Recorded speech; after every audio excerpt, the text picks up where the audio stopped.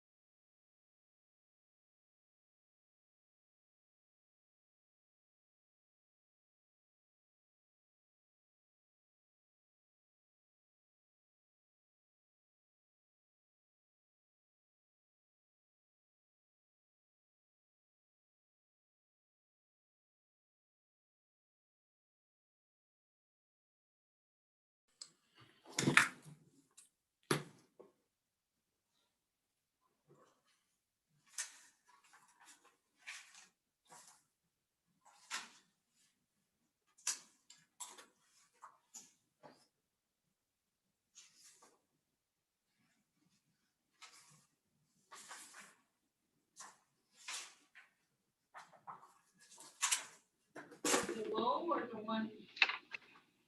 To be clear, the email you sent with the comments to Brian, that's your final, right? Yep. Okay, the one with the comments to Brian. But is it here? The attachment or the inside? Did the attachment include your changes, Chief, or just an email? Just an email. Just an email.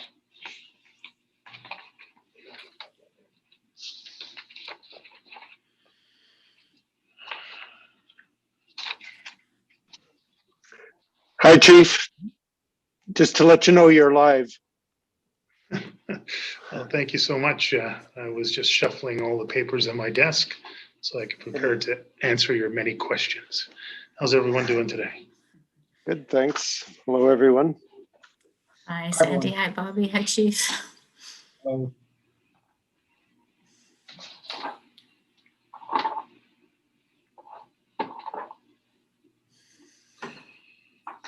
Still stuck in your cabin, Sandy?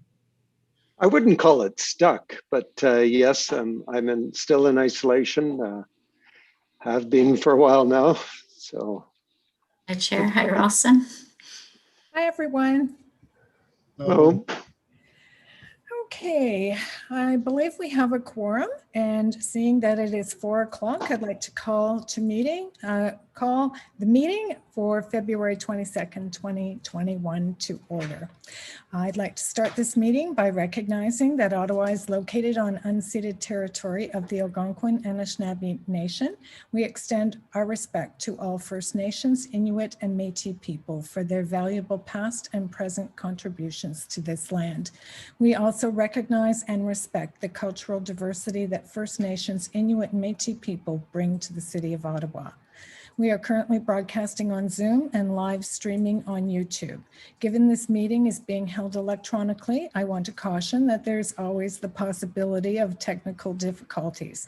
Should we receive any disruptions, I would ask that everyone remain patient as we work to fix the issues and resume the meeting as soon as possible. As of late, the board's monthly meetings have been running longer than usual. In some cases, the meetings have gone late into the evening and we have had to defer our in-camera meetings to the following day. In order to ensure our meetings are not finishing so late in the day, the board has decided that beginning in March, our monthly meetings will start at 2 p.m.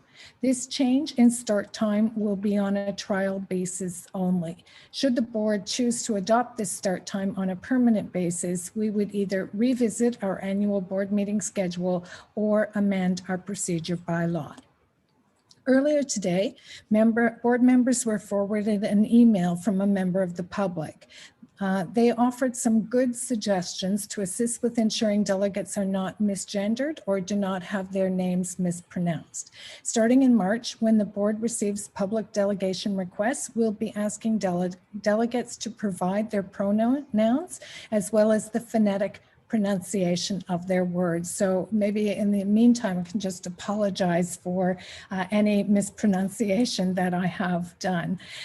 We will then add this information on future agendas. In terms of meeting decorum, as each item is presented, I will ask board members if the item is received or carried.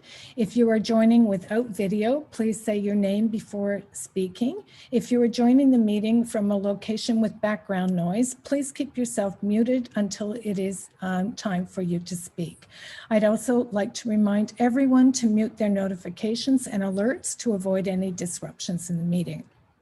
Following the public meeting, we will have our in-camera meeting, and I will now proceed to the agenda. So we'll start with confirmation of the agenda that the Ottawa Police Services Board confirmed the agenda of the 22nd day of February 2021. Is the agenda confirmed? Confirmed. Confirmed. Thank you.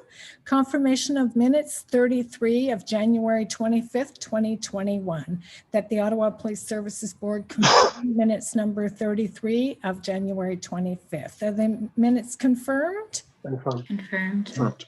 Thank you. Committee meeting reports from committee chairs and minutes. Vice Chair Smallwood, as Chair of the Finance and Audit Committee, can you please provide a brief update on the Finance and Audit Committee draft minutes 13 of February 11th, 2021? Certainly. The Finance and Audit Committee met on Thursday, February 11th. We discussed two items, namely the board motion from last November regarding establishing a working group to determine how the 2022 Ottawa Police budget could be reduced or frozen at 2021 levels. We also discussed the 2021 annual audit plan. I know there are community members, including some of the delegates registered to speak this evening, who are keenly interested in this motion. What I can share at this time is that we've established our working group.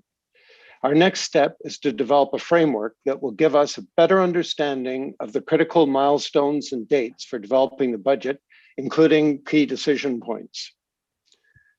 It will also give us an idea of when we need to go out to solicit public input on the budget so that it can be incorporated in a meaningful way. This framework will be presented at a future Finance and Audit Committee meeting for review. One lesson we certainly took from last year is we need to consult earlier, and that is what we plan to do. We also recognize the needs and wants of the community are not homogeneous, and this needs to be considered as well. Finally, I think it would be important that as part of our community consultation, we're also able to provide the public with context and information on some of the key inputs into the budget, so we're able to have an informed and productive discussion. In terms of the second item, we discussed the 2021 annual audit plan. We talked about the fact that this is an internal audit. We also discussed how the audit areas are chosen and prioritized.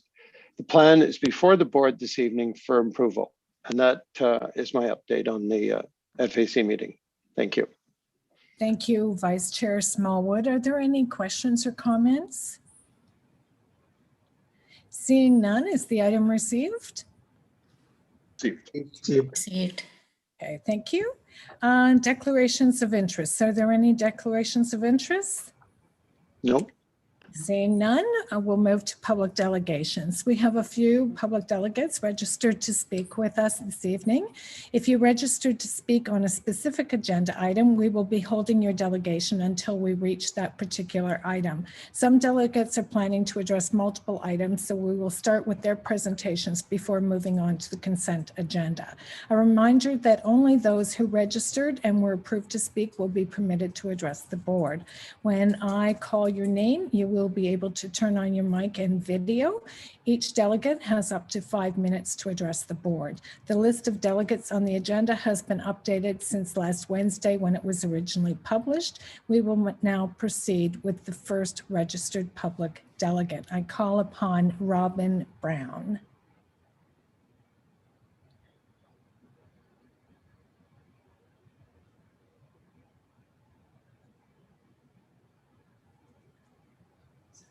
Oh, I got my black everything up there. Hold on 1 second.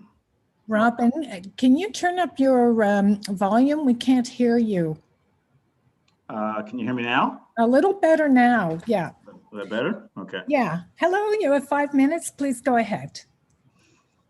Thank you. Hello, everybody. I'm here to tell you why the 613-819 Block Hub and our membership has no faith in the mental health strategy review process being held by or led by this board and the OPS, why we have no faith in it, and what we're doing about it.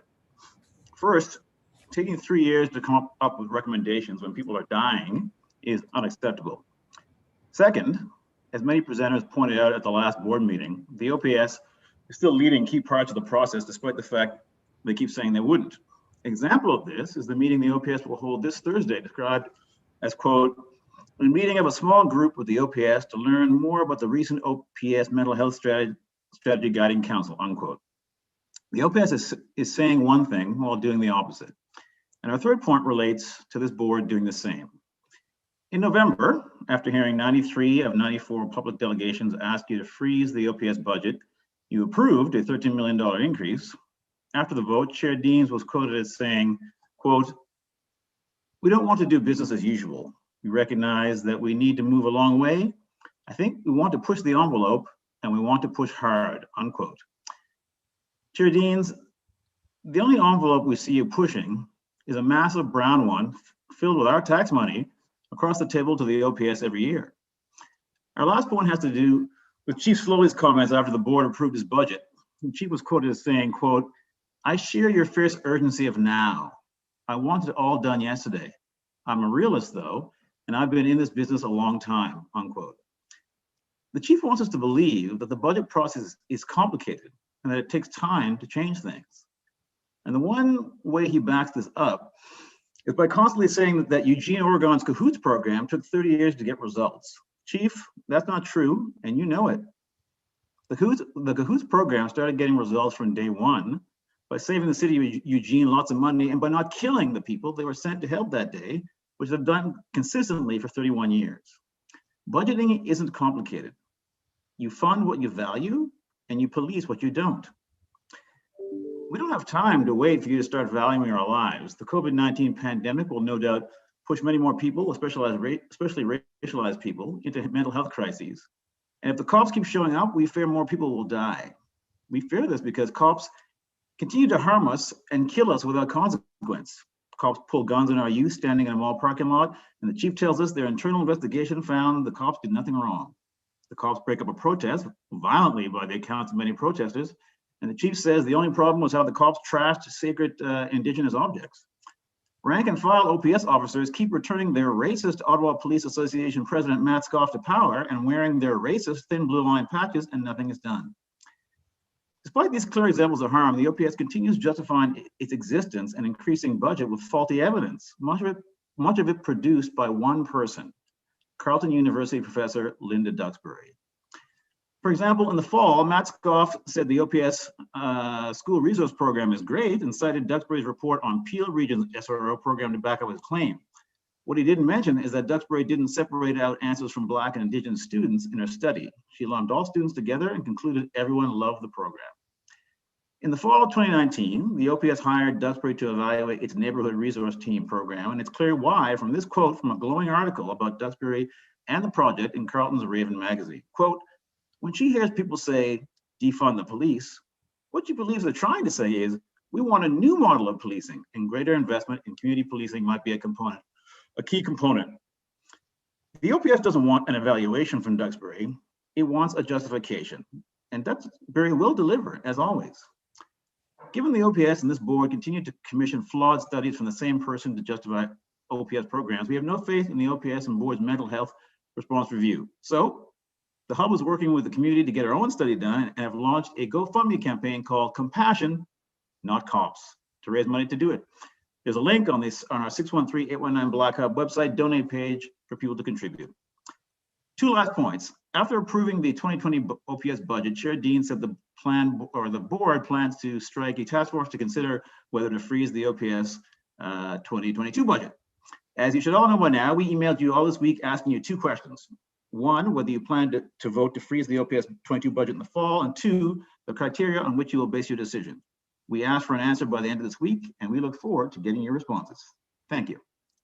Thank you very much for your public delegation today, Robin. There was a lot in there, and I would be available or welcome a visit from you anytime you'd like to meet, so we could discuss some of those issues in more detail, because I know it's difficult in a few minutes at the start of a board meeting, and we have committed to better communications with the public. So I would invite you, if you are interested, to come and meet with me, and we can talk in more detail about some of those issues. On the issue of the budget, I know it's been a sore point with the community that we didn't reduce the budget in accordance with what the community asked, many members of the community asked. But we did commit to striking a committee through the Finance and Audit Committee to do some preliminary work in an effort to see if we could get at least some of the way, if not all of the way, to holding the line on the police budget. I think everyone knows that we have strong unions with union contracts, and our number one cost is in salaries and pay and benefits. And so that's a fixed cost that we have union contracts that we have to abide by, and that makes it difficult, but not impossible. And we're looking at a mental health strategy where if we change some of the way we do business with OPS, hopefully that will free up some dollars. So we are committed. We said we are committed. We meant we are committed to working toward that goal. And I know that Sandy Smallwood, the vice chair of this board, is leading that effort, and they will work with the community, I'm sure, going forward to try and move us all in the same direction. So again, I'm not going to address everything here because there was a lot packed in there. I don't know, Chief Slowly, if you wanted to make any comments, or if we'll leave it at that, or if any other member of the board wanted to add anything. Chair, thank you very much. I appreciate the presentation from Robin. I just have one small point of clarification. It appeared that Robin attributed a direct quote to me, which is inaccurate.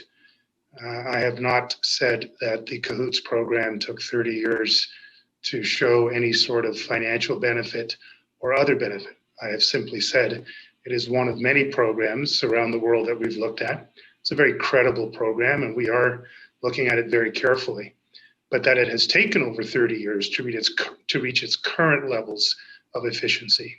So just to correct that misinformation from Mr. Brown. Otherwise, I will do my best to consider all his information and implement that to some degree in what we're doing here with our mental health strategy and our community partners. Thank you, Chair. Thank you, Chief. Member Sueda. Thank you, Chair. And thank you, Robin, for your presentation. Just had a quick question. You mentioned that you were going to be doing your own study, and you have a GoFundMe page set up. What do you think the estimated cost of your own study is going to be, and how long do you think it'll take to complete that? The study will cost $25,000. We anticipate that once we get the money, the actual study will take months to complete, not like 2 or 3 months, maybe the maximum. Okay. Is there a particular group that you're going to be engaging to commission this mental health strategy study? You mean to actually do the study? Yeah. Yeah, we've actually already got a consultant. Yeah. Okay. Is it possible you can share who it is, or? Yeah, sure. Yeah, it's Vivek, the same folks who worked on the alternative city budget. Thank you again. No problem. Okay, seeing no further questions, thank you again for being here today, Robin. We'll now move to Cassie Slack.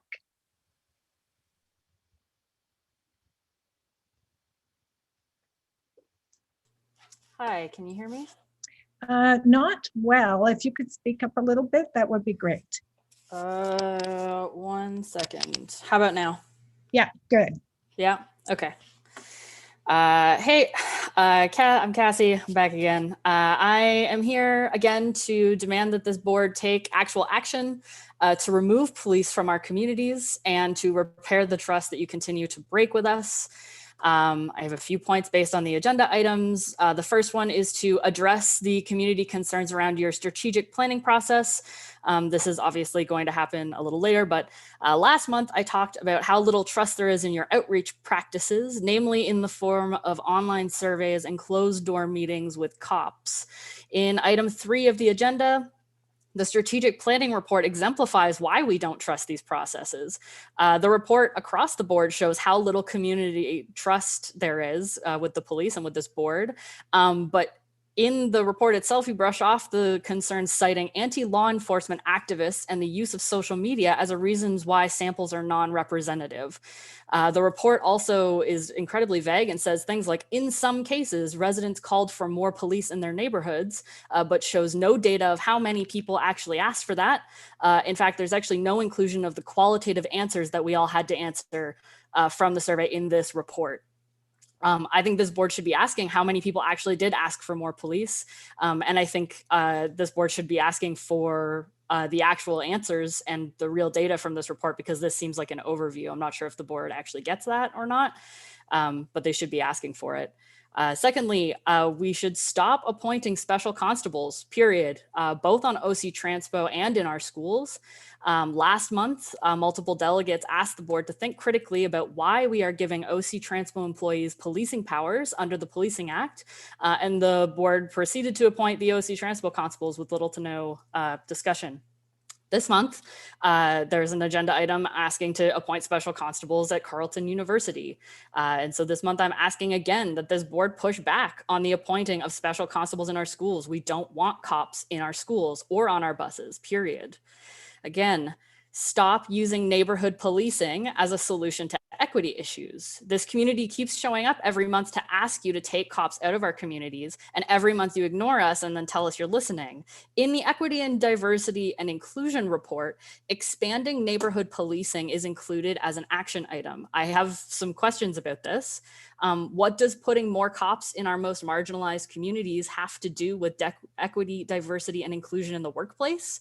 Why is Linda Duxbury, a business school consultant, doing the evaluation of neighborhood policing, especially when their previous report on school resource officers was criticized for bad research practices? I will remind this board again, the NRTs are a rebranding of Vision Jasmine, DART, and the Pivot programs. These programs have been around for more than a decade, and they're the same programs that have consistently come under fire for being violent towards our Black and Indigenous neighbors. So what are we going to do about it? And lastly, we need to address the censorship and accessibility of these meetings. Multiple people have been repeatedly misgendered in these meetings, and multiple people have asked you to do something about it and talk to you about why it's important for you to stop doing this. It is not hard to ask people for their pronouns. It's not hard to ask people how to pronounce their names. These are things that we can and should be doing.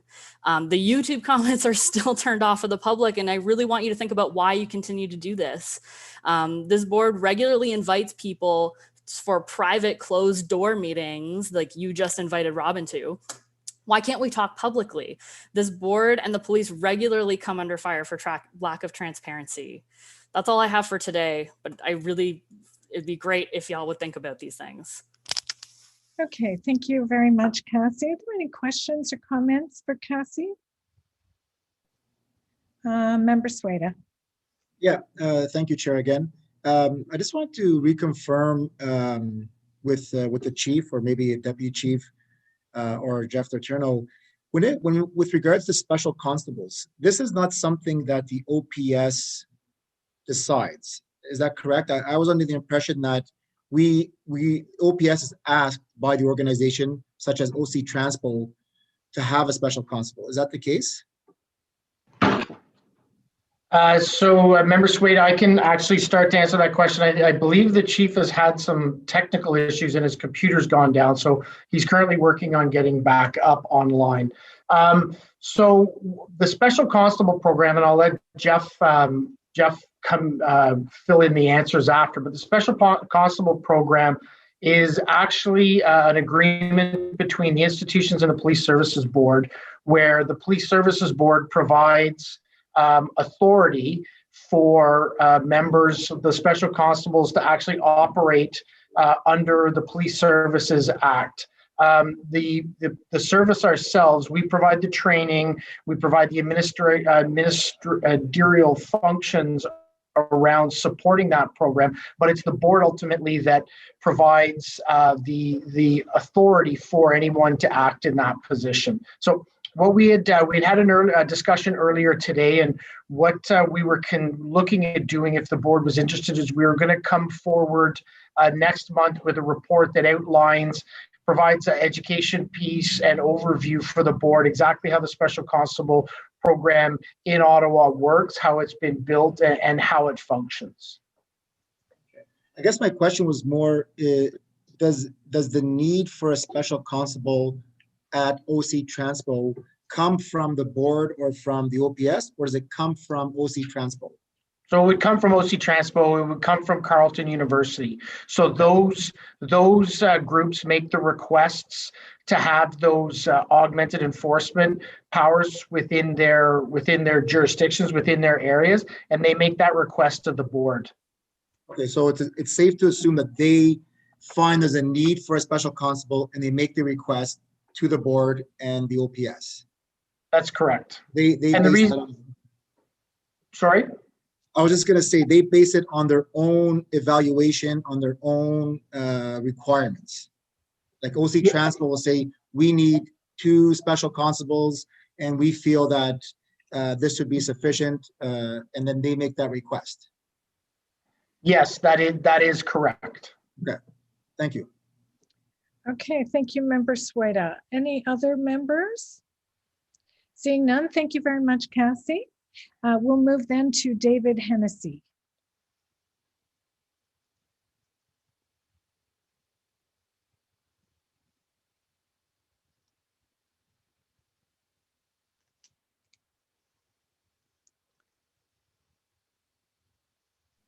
Hello?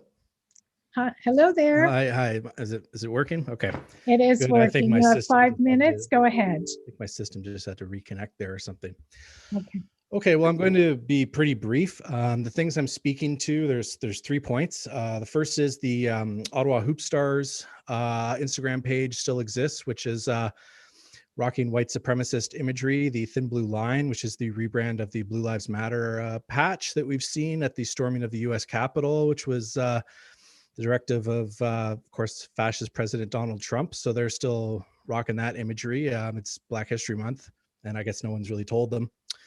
Number 2, delegations are a little small this week because so many of us are actually working in the streets with people who need our help and have already taken it upon themselves to come up with solutions to policing of mental health and policing in general.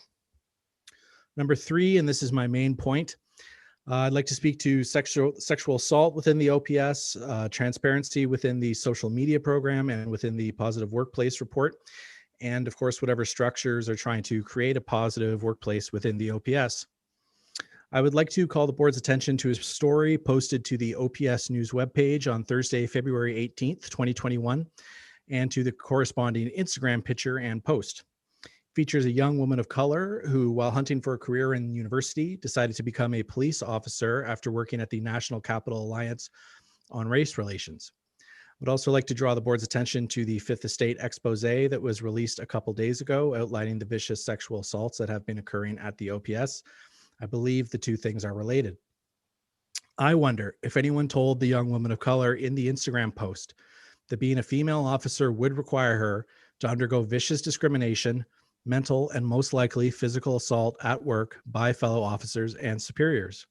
Would also like to know if the OPS will be writing to NCAR, that is the National Capital Alliance on Race Relations, and any other organizations that make sure that they tell prospective officers that they will be working in an environment where people suspected of multiple counts of sexual assault are suspended with pay, and where there were 14 counts of sexual misconduct in 2020, and how in 2021 there was a Fifth Estate expose made about the dangers women in the Ottawa police force face when deciding to come forward at all.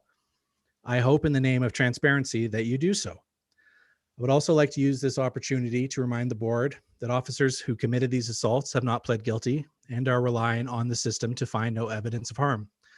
As one officer put it, and I'm paraphrasing here, It was an unfortunate slip of my hand. This is a textbook example of the nature of systemic violence. If just one allegation of this was put against a CEO of any company in the world, they would be instantly fired. Me Too is the new norm. Everybody knows that.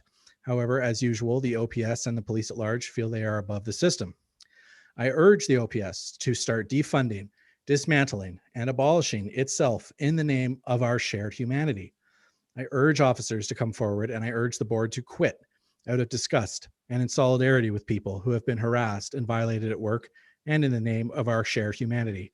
Surely something better than this is possible. Thank you very much.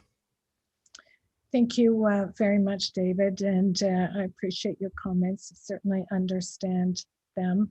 I'm going to be addressing some of the issues that you raised in my verbal report just a little later in the agenda. But I also do want to take this opportunity to point out that in egregious cases, I have no tolerance for not having the ability to suspend without pay or terminate these employees. But we, by provincial legislation, the police service is not allowed. And both Ottawa City Council and this board wrote to the province, to the Premier, and asked for the right to be able to terminate in those cases or suspend without pay. We have not received any indication from the province as of yet that they will give us the authority to do that. But any pressure that the public can bring to bear on the province to do that would be most appreciated. So thank you very Ms. much. Deans, I would just say quickly, I would urge you to go against the authority of someone as disgusting as Doug Ford. I think we can all agree on that. You know, the thought has crossed my mind. I'm not going to say it hasn't, because the thought has crossed my mind, and I have asked what would happen if we move forward anyway, and I'm told the board would be terminated. So that's the probable outcome. We would like to have the authority from the province to do that. So again, I would ask the community, anyone that would like to join us in calling on the province to give us that authority, we would appreciate it. Thanks again for being here, David. I don't see any other questions or comments, so we'll move on to Jack Belmar.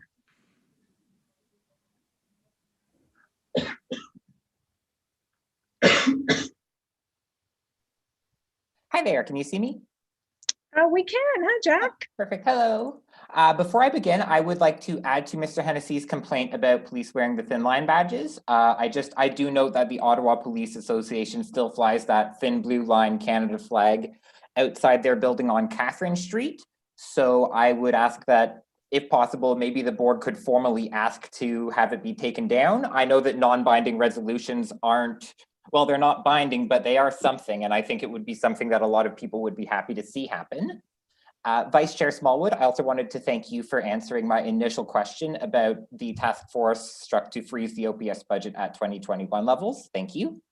But then for my comment, I also today would like to speak about item number 17 on your budget, or not on your budget, on your agenda. Item number 17, letters of commendation. I had noticed that one of those letters was addressed to Constable Sean Ralph. I'd like to discuss Constable Sean Ralph as an example of trust in the Ottawa community. Ralph has been an officer for the Ottawa Police Service since 2002. In 2011, Sean Ralph admitted to misusing police databases over a 5-year period from 2002 to 2007. Jack, if I can just hold you there for a second. We are not a hearing board, and we can't hear cases like this of individuals because they don't have the opportunity to respond. If there's a particular complaint, there is a process for that. It's the OIPRD, and I would encourage you to make a complaint. But unfortunately, you can speak in broad strokes about policy, but if you start laying out a case against a constable, I'm sorry, I'm going to have to cut you off there. Of course, yeah. Sorry, that was just a little bit of history. I just wanted to bring up Sean is someone who came to my attention in the letters of commendation and has a bit of a paper trail. So this isn't a case against him specifically. He's kind of a synecdoche for the force as a whole. So Ralph, hired in 2002, 5 years of database misuse from 2002 to 2007. That was logged on Canley. The CBC reported in 2016 that he had. Oh, I'm sorry. Yeah. This is not appropriate, Chair. Go ahead, Chief. This is not appropriate. You've given this delegate a warning, and he's deliberately choosing not to adhere to it. I'm very sorry. It's not a case. It's just a little bit of context. I'm running through it. Yeah. Oh, okay. So here's the point. That constable isn't here to defend himself. This isn't the forum for it. And unfortunately, if you continue, I'm just going to have to move on to the next. Okay, no, I'm done. I'm not going to mention him again. Okay. All right. So again and again, I've mentioned this person. Short answer is today he still carries a badge and a gun for OPS and is still making traffic stops. My question to the board is, why do you fight for these individuals over the community that they abuse and that you claim to serve? At our last meeting, and again, just now, thank you, you did say that you do not speak to individual matters. But what is your institution but a collection of individuals? Your deputy chief, Uday Jaswal, as mentioned before by the previous delegate, the women he forced out of the Ottawa Police Service have left, but you continue to hide behind the paralysis of not being judicially allowed to do things. Can you take any steps? Can the board formally or informally request his resignation? Chief Slowly, can you change the culture at your workplace to make being this kind of a person unacceptable? Can anything be done? Thank you. And thanks, Jack. And I, again, am going to be addressing some of this in my opening comments. But if you've been following along with the work of the board, you will know that for the last year and a half since this board, since I took office and since this board took office and since the new chief came, we have been systematically addressing this issue both internally and externally in the organization. Find it intolerable, and we intend to continue addressing on multiple fronts.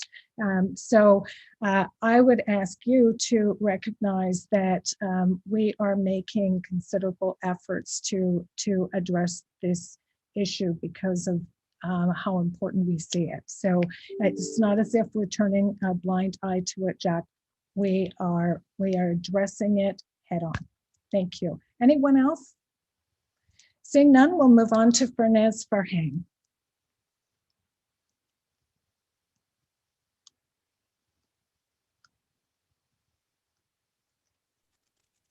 Hello. Hello. Hi. Okay, good afternoon. I'm going to quickly echo the calls for the board to make deliberate efforts to stop misgendering folks and create safer spaces for those who want to engage with the board to do so and be respectful and will be respected when doing so. I'm going to speak to a few agenda items today. So I guess I'll get started on that. First is the agenda item number 11 about the Positive Workplace 2020 annual report. I mean, the only thing consistent about the OPS has been the scandals and violence that you're involved in, whether that's internal amongst police or external against the community members. And the most recent example being the CBC's Fifth Estate documentary, highlighting just the tip of the iceberg of the toxicity inherent to the police and police culture. So I guess my concern is, how are you justifying putting out a report like this without acknowledging that your institution, by design, and the hierarchies that it perpetuates are never going to be a positive or safe experience for those who are on the lower end of those hierarchies or the community? Second agenda item I'd like to address is number 6, regarding Councillor Fleury and Councillor Dean's motion, the request for cops to get electric vehicles and framing it as an effort to reduce greenhouse gases. So you criminalize Indigenous peoples and protectors of the land, but you want police to roll around in electric vehicles. If you're serious about your efforts, you need to be actively resisting the resource extraction projects and respecting Indigenous sovereignty, not giving Teslas to cops and likely giving them more money and perpetuating colonial violence even further. Next on the agenda, I'd like to address the survey strategy report. None of the qualitative results of the survey were made public in that report. And in the report, there's a distinction between community stakeholders and individual residents, as if those voices are somehow irrelevant and being dismissed by the OPS. This is not surprising for any of us, but it is why not a single one of your consultations is legitimate, including but not limited to your so-called mental health strategy, which has zero buy-in from community members and those with lived experiences. The only people on board with this type of a strategy are the nonprofits desperate enough to grab some of the funding being allocated, funding that belongs to the people. And, you know, the people who are ghostwriting those reports don't really have legitimacy or connections to community members. Lastly, the things you have outlined as part of the 2021 change budget in that report, like the neighborhood resource teams that you justify using the arguments around neighborhood policing models, don't actually have any evidence to support them. But there is actually evidence that's been available for over 30 years that says rebrands and community policing models do not work. Not to mention the fact that the current NRT officers are spitting a completely different discourse in association meetings and in interviews they're doing with various community associations about what it is that they think they're doing. They are treating the community as a resource, meaning an information mine, which should raise flags for everyone. As an example, the New Edinburgh newsletter from December 2020, one NRT constable had highlighted that the encouragement of calling to essentially snitch on your neighbors is rationalized through this idea that, and I'll quote, "Today's policing is based on statistics. Officers need data to help analysts uncover trends and to allocate resources during investigations. Once again, this is not prevention. This is to help you criminalize more people, which is violent and ineffective at keeping communities safe. I will also ask you to please stop addressing community safety issues in the context of what is good for business." Thank you. That's it for today.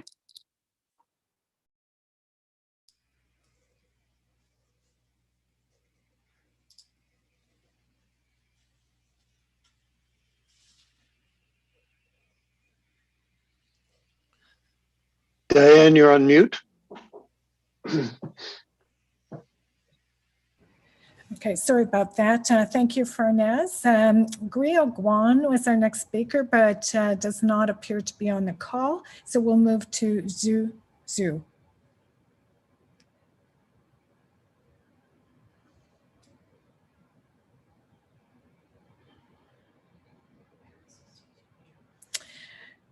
Okay,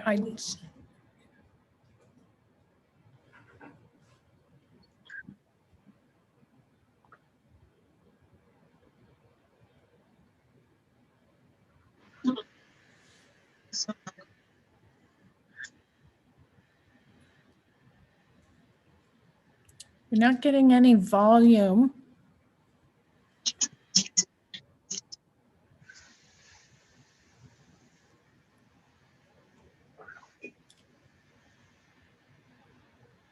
We're not getting any volume, Juju. Can you? Directly affected by these decisions. 2.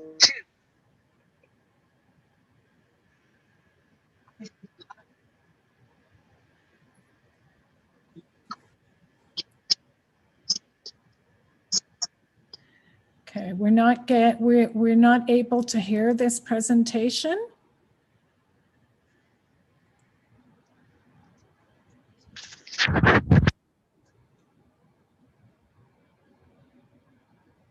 Just give you another minute to see if we can get the presentation.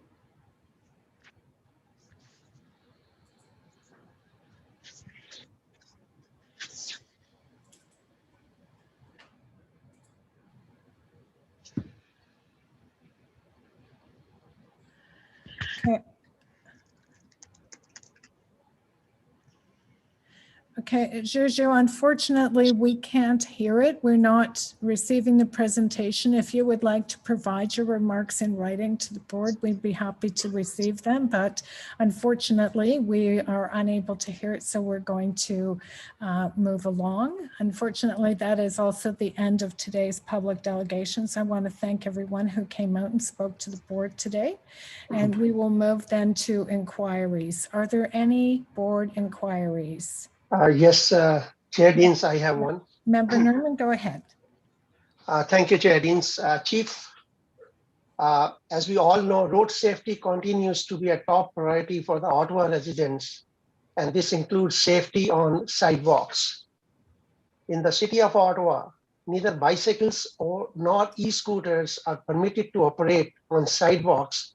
It is deemed unsafe and illegal And it is important to mention that your City of Ottawa, Ottawa Police website also vouch for that fact. So Chief, can you please tell the board what measures the OPS is taking to ensure that bicycles and e-scooters do not drive on the sidewalks? Also, what advice can you give to pedestrians who encounter this illegal activity? Thank you. And it's okay if the response comes later in the next board meeting or afterwards. Okay, Chief, do you want to reply now, or do you want to just send a response? We're prepared for a response, Chair, if you'd like. Otherwise, I'll let you manage your time on the meeting. No, go ahead. If you're prepared to respond, go ahead. Great. Thanks very much, Chair. We often overlook traffic as one of the major safety concerns. In fact, whether you're in a small neighborhood in a dense urban core or in a very rural area somewhere in Northern Ontario, you will find that traffic is one of, if not the top #1 issue, traffic safety issue for the public. Whether it be parking, speeding in school zones, or excessive speed, dangerous driving, or in this case, electronic vehicles on a sidewalk that is used by families and the infirm. It's an important issue, and one where the police have a major role to play and will always have a major role to play. So Member Nerman, thank you very much for your important question. I'm going to hand this over to Deputy Bell for him to respond to. Thanks, Chief, and thanks, Member Nerman. Krista, can I actually get you to bring up Superintendent Chris Rayom?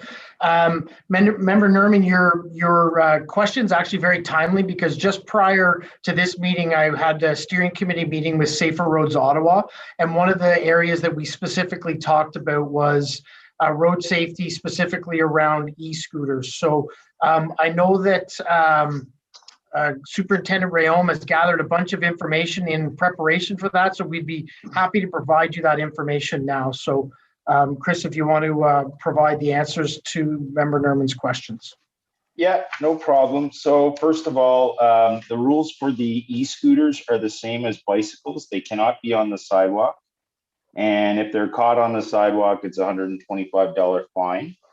Also, as well, they have to adhere to the same rules as, I know I said this before, but on the bikes, they have to wear a helmet. There has to be a sounding device. In the City of Ottawa, we have a program right now where we can actually rent e-scooters. And with those e-scooters, you have to be 18 years old to rent them. And everyone who needs to drive them must be at least 16 years old. As well, since it's a new program in the City of Ottawa, we've been doing a lot of educational pieces on this. Last year alone, we had one impaired driver actually on the e-scooter, and I think that's it. You don't need a driver's license to drive an e-scooter. And if you get involved in an accident, it doesn't fall under the Highway Traffic Act. It's actually not a collision, but there is a report taken. Hopefully I've answered most of your questions. If you have any other ones, please feel free to ask. And Member Nerman, the one thing I will add to that is I know that you had asked about how to report, and what I can tell you is you can call in the non-emergency line for the Ottawa Police. If it is an emergency and creating a public safety hazard, you can call our emergency 911 line, and we totally encourage people to report incidences where people are breaking these bylaws. Thank you, thank you, DC Bell. And Chris, I have a follow-up question on this. So do you have a statistics in the past 3 years, how many people or a pedestrian have complained against this violation or an illegal activity, and how many tickets or infraction was issued by the OPS to these people who are violating this bylaw? So we issued 14 tickets last year alone. So the actual stats on how many complaints we have, I don't have those, but I can get those for you if you'd like. But we issued 14 tickets and one impaired charge issued last year in 2020. Okay, thank you, Chris. And I believe there was not a serious injury to any of the pedestrians. No, from the stats I have, there's no serious injury. Okay, thank you. If you can just provide me that information, that will be helpful. So thank you, Chair. That was my question. Thank you, Member Nerman. Are there any other inquiries? Seeing none, we will move to our items of business. We're going to go through a consent agenda first, and then we'll return to our held items, starting with the chair's verbal report. We're going to hold that item. And then the next report is the chief's verbal report, which will also be held. Item number 3 is the report on strategic planning surveys. We will hold this item as we have 2 public delegations. Item number 4, update on the OPS social media program. We also will hold this item. We have a presentation on this item. Item number 5, Canadian Association of Police Governance 2021 membership renewal. Is this item carried? Carried. Carried. Thank you. Item number 6, City Council request to the Ottawa Police Services Board electric vehicles. You can see the motion there. That the Ottawa Police Services Board received the request from Ottawa City Council, direct the Chief of Police to work with the City of Ottawa and its partners, and Vary, an affiliate of Hydro Ottawa, with support under the Zero Emission Vehicle Infrastructure Program, to complete an assessment in 2021 to determine if an electric vehicle pilot project can be implemented by the Ottawa Police Service where operationally feasible, as requested by the motion passed by City Council. Is this item carried? Chair, I just wanted to make a comment if I could on that. Sure. I think it was raised by several people that this should not be something that we're looking at providing additional funds. And I think that it's fairly clear that's not the case. This is not something where there's some ask for additional funds here. This is just looking at feasibility at this point. Correct. Okay, that's a good point to make. Thank you, Vice Chair Smallwood. Anyone else? Seeing none, received and carried? And carried? Carried. Thank you. Item number 7, appointment of Special Constable Carleton University. We will hold this item as we have a public delegation, and we already heard a public delegation on this earlier. Item number 8, 2021 annual audit plan. That the Police Services Board approved the plan is endorsed by the Finance and Audit Committee. We did have fulsome discussion at the FAC as outlined at the beginning of the meeting. Is this item carried? Carried. Carried. Item number 9, 2020 to 2022 EDI action plan update. We're going to hold this item as we have a presentation. Item number 10, the Equitable Work Environment Annual Report. That the Police Services Board received this report for information. Is this item received? Received. Thank you. Item number 11, Positive Workplace 2020 Annual Report. Is this item received? Received. Received. Thank you. Item number 12, Performance Report, 4th quarter 2020. Received? Received. Received. Item number 13, Workforce Management Report, 4th quarter 2020. Is this item received? Received. Thank you. Item number 14, Quality Assurance 2020 Annual Report, Compliance with Ministry Standards. Received? Received. Received. Item number 15, Legal Services Report, 4th quarter 2020. Is this received? Received. Thank you. Item number 16, Outstanding Board Inquiries and Motions, February 2021. Received? Received. And item number 17, Letters of Commendation. Received? Received. Okay, so we'll now return to the first held item, which is the chair's verbal report. I have 3 matters I want to discuss as part of my verbal report today. First is Black History Month Award. I want to take a moment to congratulate the board on the acceptance of the Every Child is Sacred, Safe, Child-Friendly Community Building recognition from Black History Ottawa. As many listening will know, we unanimously passed a motion last year recognizing the UN's International Decade for People of African Descent.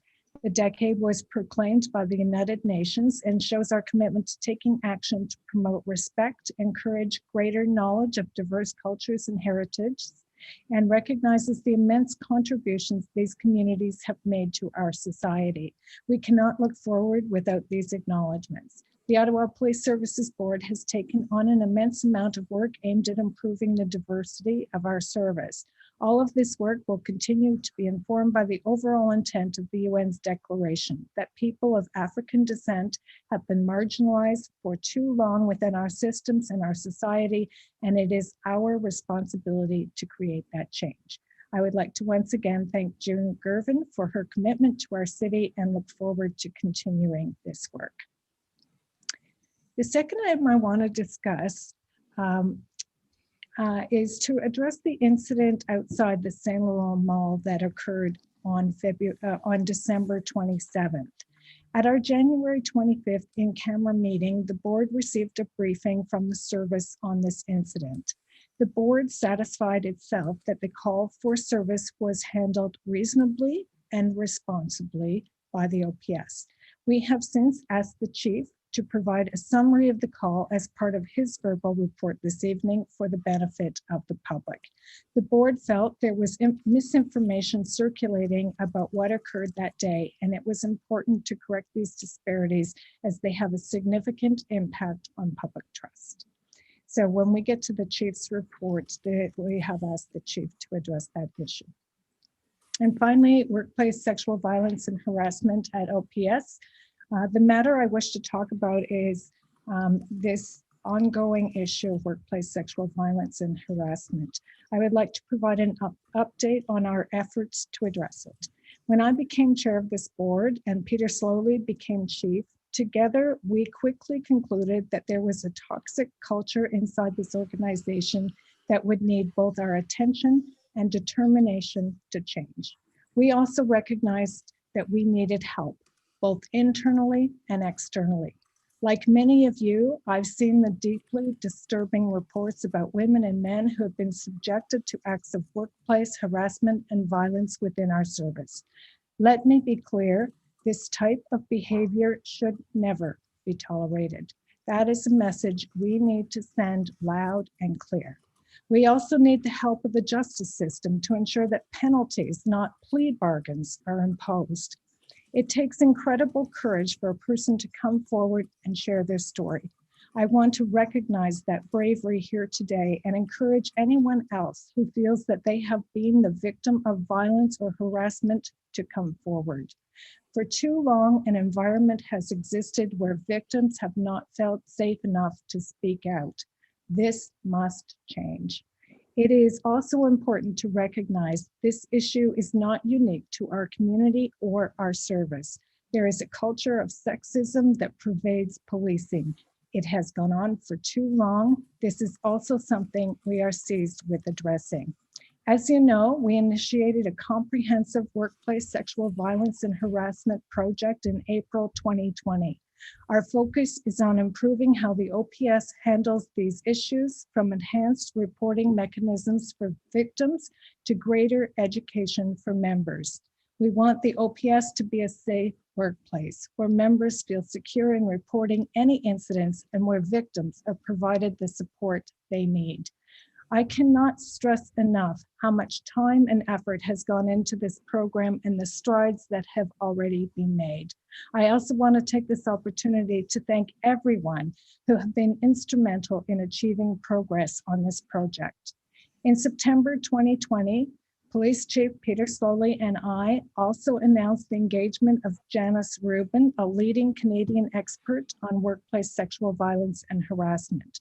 Since September, she has acted as an independent third-party advisor to enhance and support our ongoing work. Furthermore, her firm is serving as an independent third party for intake, investigations, and resolutions for all forms of harassment. While her services are rendered by the board, her duty is to help drive change with the highest integrity, as she has successfully done with public mandates across the country. While these initiatives are helping to drive change within the OPS, Changes to provincial legislation are also needed in order to give us the ability to punish those who are found guilty of workplace sexual violence and harassment. In September 2020, I spoke about our need to issue harsher penalties for those committing egregious acts and set a new tone that clearly demonstrates that offenders will no longer be tolerated in our workplace. This is why both Ottawa City Council and this board formally requested the Ontario government to give police chiefs or police services boards the ability to fire with cause or suspend the pay of officers who've been charged or convicted of serious crimes. Let me be perfectly clear.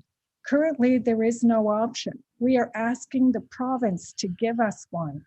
We are battling deeply systemic and pervasive issues that have long been entrenched in the institution of policing and cannot be resolved overnight. I know from experience that change is never easy, even when it is what is needed most. That is why it is so vital we continue our progress. I want you to know that I am absolutely committed to seeing this through. Let's work together to create a safe workplace for everyone, the kind of workplace in which we can all be proud. I would like to ask Chief Slowly if he would like to comment on this matter as part of his verbal report and provide an update on the Workplace Sexual Violence and Harassment Project. Chief Slowly has been working to make positive changes at the OPS, and he has the full confidence of this board. Chief, before I turn it over to you for your comments, I'd just like to ask the board if there are any questions or comments on my verbal report. Seeing none, is my report received? Received?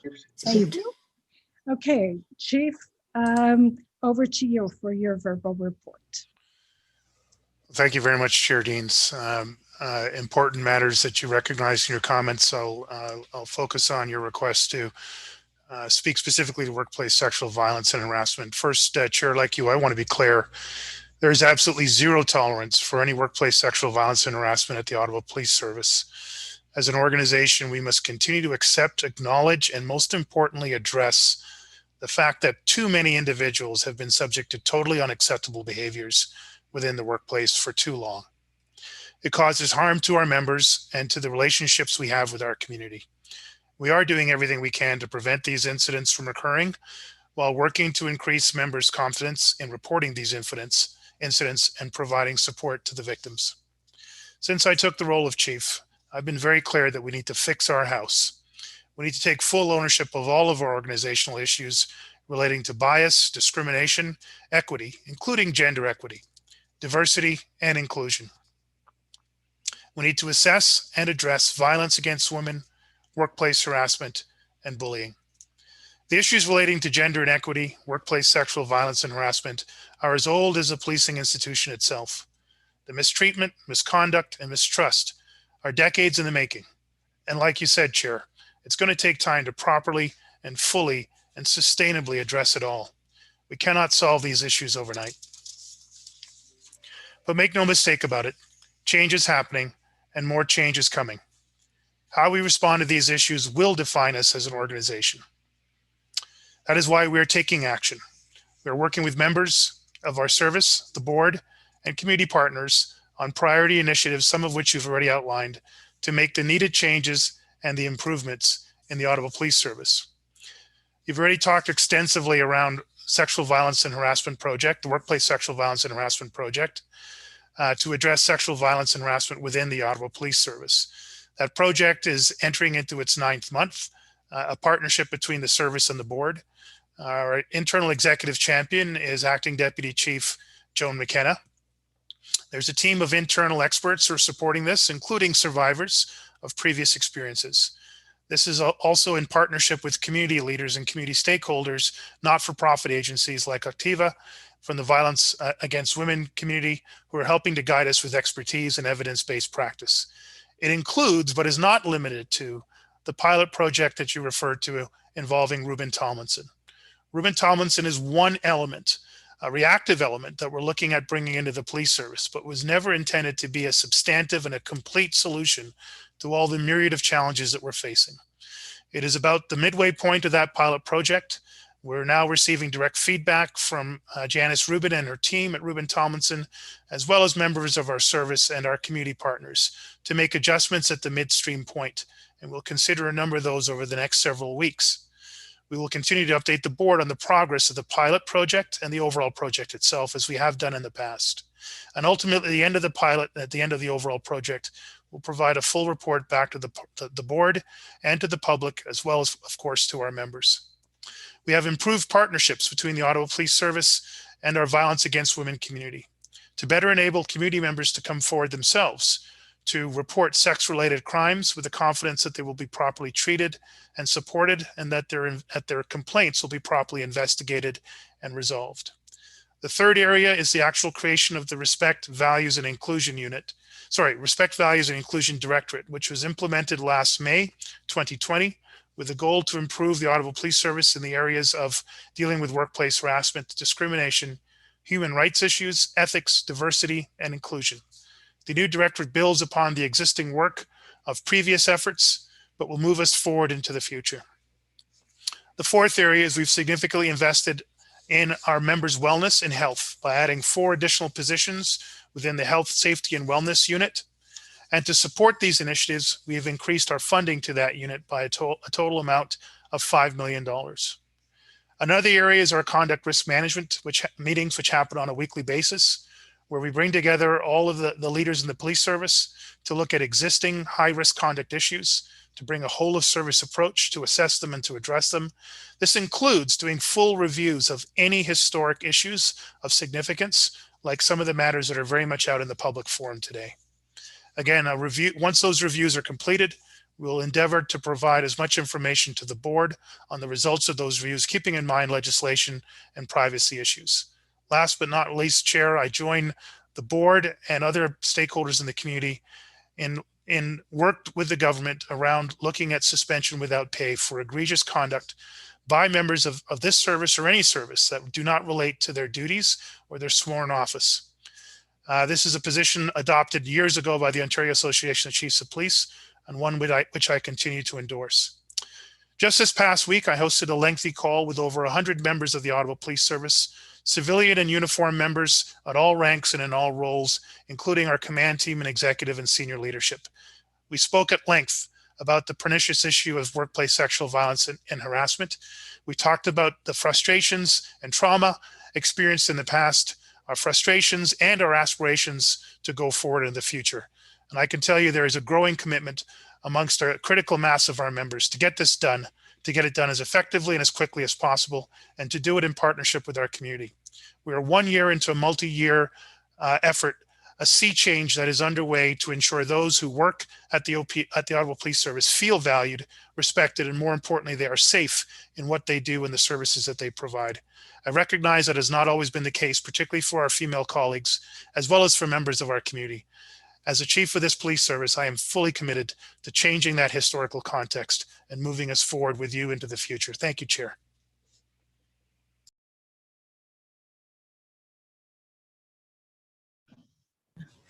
So before you get into the rest of your verbal report, did you want to take questions on that? Because there is a question. I'm at your service, Chair. Okay, so let's do that first. Member Smallwood. Okay, I thought that was the end of your verbal report, but I'll ask this question. Thank you very much for that report. It was very thorough and there's some huge issues there. One of the things I wonder if you could just perhaps when you continue is this, it was raised a couple of times about the issue of the thin blue line badges on uniforms. So I'm just wondering if it'd be possible if you could touch on that in the continuation of your remarks. Thank you. Thank you, Vice Chair Smallwood. Chair, I can respond to that now, or I can save it till the end of my verbal. I'm in your hands. Why don't we hear the rest of the verbal report and then we'll open the floor to questions. Thank you very much, Chair. There is a PowerPoint that accompanies this as well.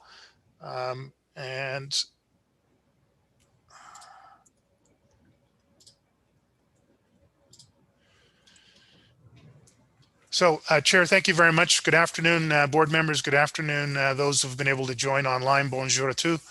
I want to start with my own acknowledgement, as the chair did, that I'm grateful to the Algonquin people for sharing this land with us and letting us meet on these unceded territories. I also want to give gratitude to all Indigenous persons in Canada and indeed around the world for their caretaking of the lands upon which we all live. Finally, I also want to acknowledge Black History Month as well as the United Nations International Decade for People of African Descent. We know that Indigenous and Black people have historically suffered in our society and have been disproportionately negatively impacted by our institutions, including policing. This is a time for all of us to give recognition and respect to Indigenous and Black leaders, along with their allies from all communities who have so courageously protested against injustices and successfully strived for needed advances in our city, our country, and our society. That is why over the tenure of my chief, as chief, the Ottawa Police Service and I have been engaging in open, honest, and constructive dialogue with our BIPOC community stakeholders on how to improve the Ottawa Police Service. Over the past year, we also surveyed city residents and city councillors. We met with academics and subject matter experts, with community leaders in our Human Rights Forum and other public forums. We attended hundreds of these community-led forums. We listened to hundreds of board delegations. We met with Ottawa Police Service members at every rank, in every role, and in every unit across this organization. What we learned from all of these consultation efforts is that there are 3 areas where the Ottawa Police Service needs to most improve. First, improve in equity, diversity, inclusion while addressing the cultural elements of the Ottawa Police Service, which enables workplace violence, harassment, and bullying. Second, improve service delivery to all residents, but especially to the most marginalized, victimized, and racialized communities. And third, implement neighborhood policing with a focus on community partnerships and integrated service delivery through the Community Safety Wellbeing Plan of the City of Ottawa. If we could just advance to the next slide, please. The past year was an inflection point for policing. Police services across Canada and here in the nation's capital need to significantly evolve to better meet the needs of their members and their community. All Canadian police leaders, whether they be chiefs, board chairs, or cabinet ministers, need to develop significant and sustainable actions to ensure Canadians have a policing institution and a justice system that are both trustworthy and fit for purpose in the new landscape in which we operate in. That is why over the next 3 years, the Ottawa Police Service will relentlessly focus on the following 3 priorities. First of all, public trust, to develop our thinking, actions, and systems such that they lead to improved member trust and improved public trust in the members of the Ottawa Police Service. Next, duty of care, to demonstrate that we truly care for each other as members of the Ottawa Police Service, as well that we truly care for each member of the community. And last, community safety and well-being, to work together internally as one team so we can better form community partnerships that lead to the co-production of improved community safety and well-being. Underlying and uniting our individual and collective efforts in the aforementioned 3 areas will be our EDI action plan, Equity, Diversity, and Inclusion Action Plan, co-designed by Ottawa Police Service members and community members themselves. The end state vision is to build a police service where every community member as well as every service member feels respected, supported, and accepted, no matter their background, status, or circumstances. To achieve this vision, all Ottawa Police Service members must recognize that the change starts at the personal level, that we must individually and collectively challenge ourselves in how we think, speak, and perform our duties. In November 2020, the board approved our change budget for the fiscal year 2021. This budget makes investments in initiatives that will help us to improve our organization, our culture, and our ability to demonstrate that improved duty of care, public trust, and community safety and well-being. We are not doing this alone. To truly acquire significant and sustainable change, we need to ensure that we are implementing real and meaningful community input into all aspects of the Ottawa Police Service. That is why all new Ottawa Police Services strategies, policies, and practices will be community informed, involved, and co-produced.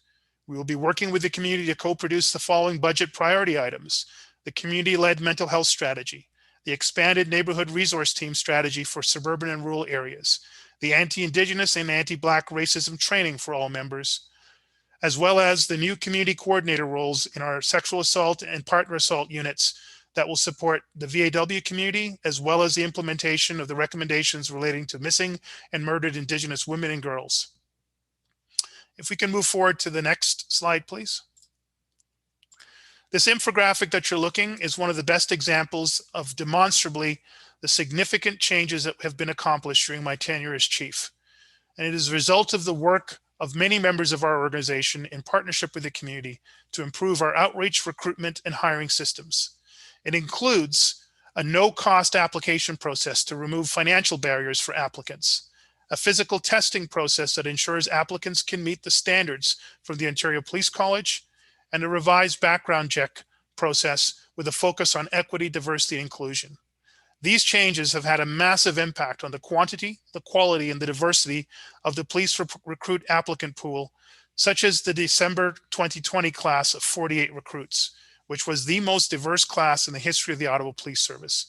If you follow the Instagram, you can see that 40% of those 48 recruits identified as women, 50% identified as a member of a racialized group, 6% identified as an Indigenous person, 46% identified that they spoke French, 20 different languages were also spoken beyond English and French, and overall 87.5% of these 48 recruits have one or more of the valuable diversity assets needed to support the Ottawa Police Service in its delivery to the nation's capital. This group is also highly educated. If you could advance the next slide, please. With university and college degrees, they bring a wealth of lived experience ranging from previous careers or volunteering in social work, the John Howard Society, the Ottawa Distress Center. They've done mental health casework and youth outreach.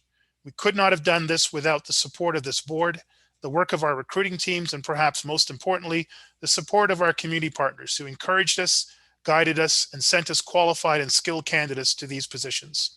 The future looks bright as the quality, and diversity of our 2021 applicant pipeline is as impressive as this last police recruit class. This is a success formula that we will build upon in all other aspects of police service delivery. I'd ask that you advance to the next slide now.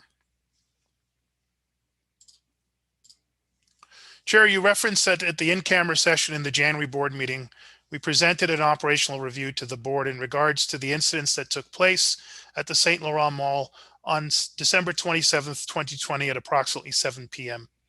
I'm now, per the board's request, providing this operational review in the public session. I do not normally provide detailed operational reviews on such matters at board meetings, but unfortunately this incident was the subject of a massive amount of misinformation online, in mainstream media, and within the community. I want to take a moment to present the facts in this incident. This slide and the following slides contain still images from the St. Laurent Mall security video that we received from the owners of the St. Laurent Mall. I want to be clear, the still images are what we received. We have not received the actual video, but our officers have viewed the video, and these are the images that came from that video. I will also read to you the following letter that the Ottawa Police Service received today from the owners of the St. Laurent Mall in regards to the images that you are looking at now and will see shortly. This is dated February 22nd, 2021, to the attention of the Ottawa Police Service's Chief of Police, Peter Slowly. Dear Chief, I write further to your request for information in respect of an incident which occurred on December 27th, 2020 in the mall parking lot.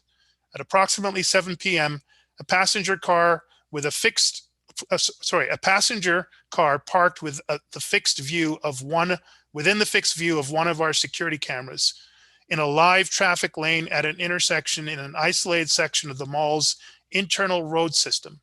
A member of our security team took control of the camera to further investigate. Our security guard then observed a person in the passenger seat wearing a ski mask and holding what credibly appeared to be a handgun.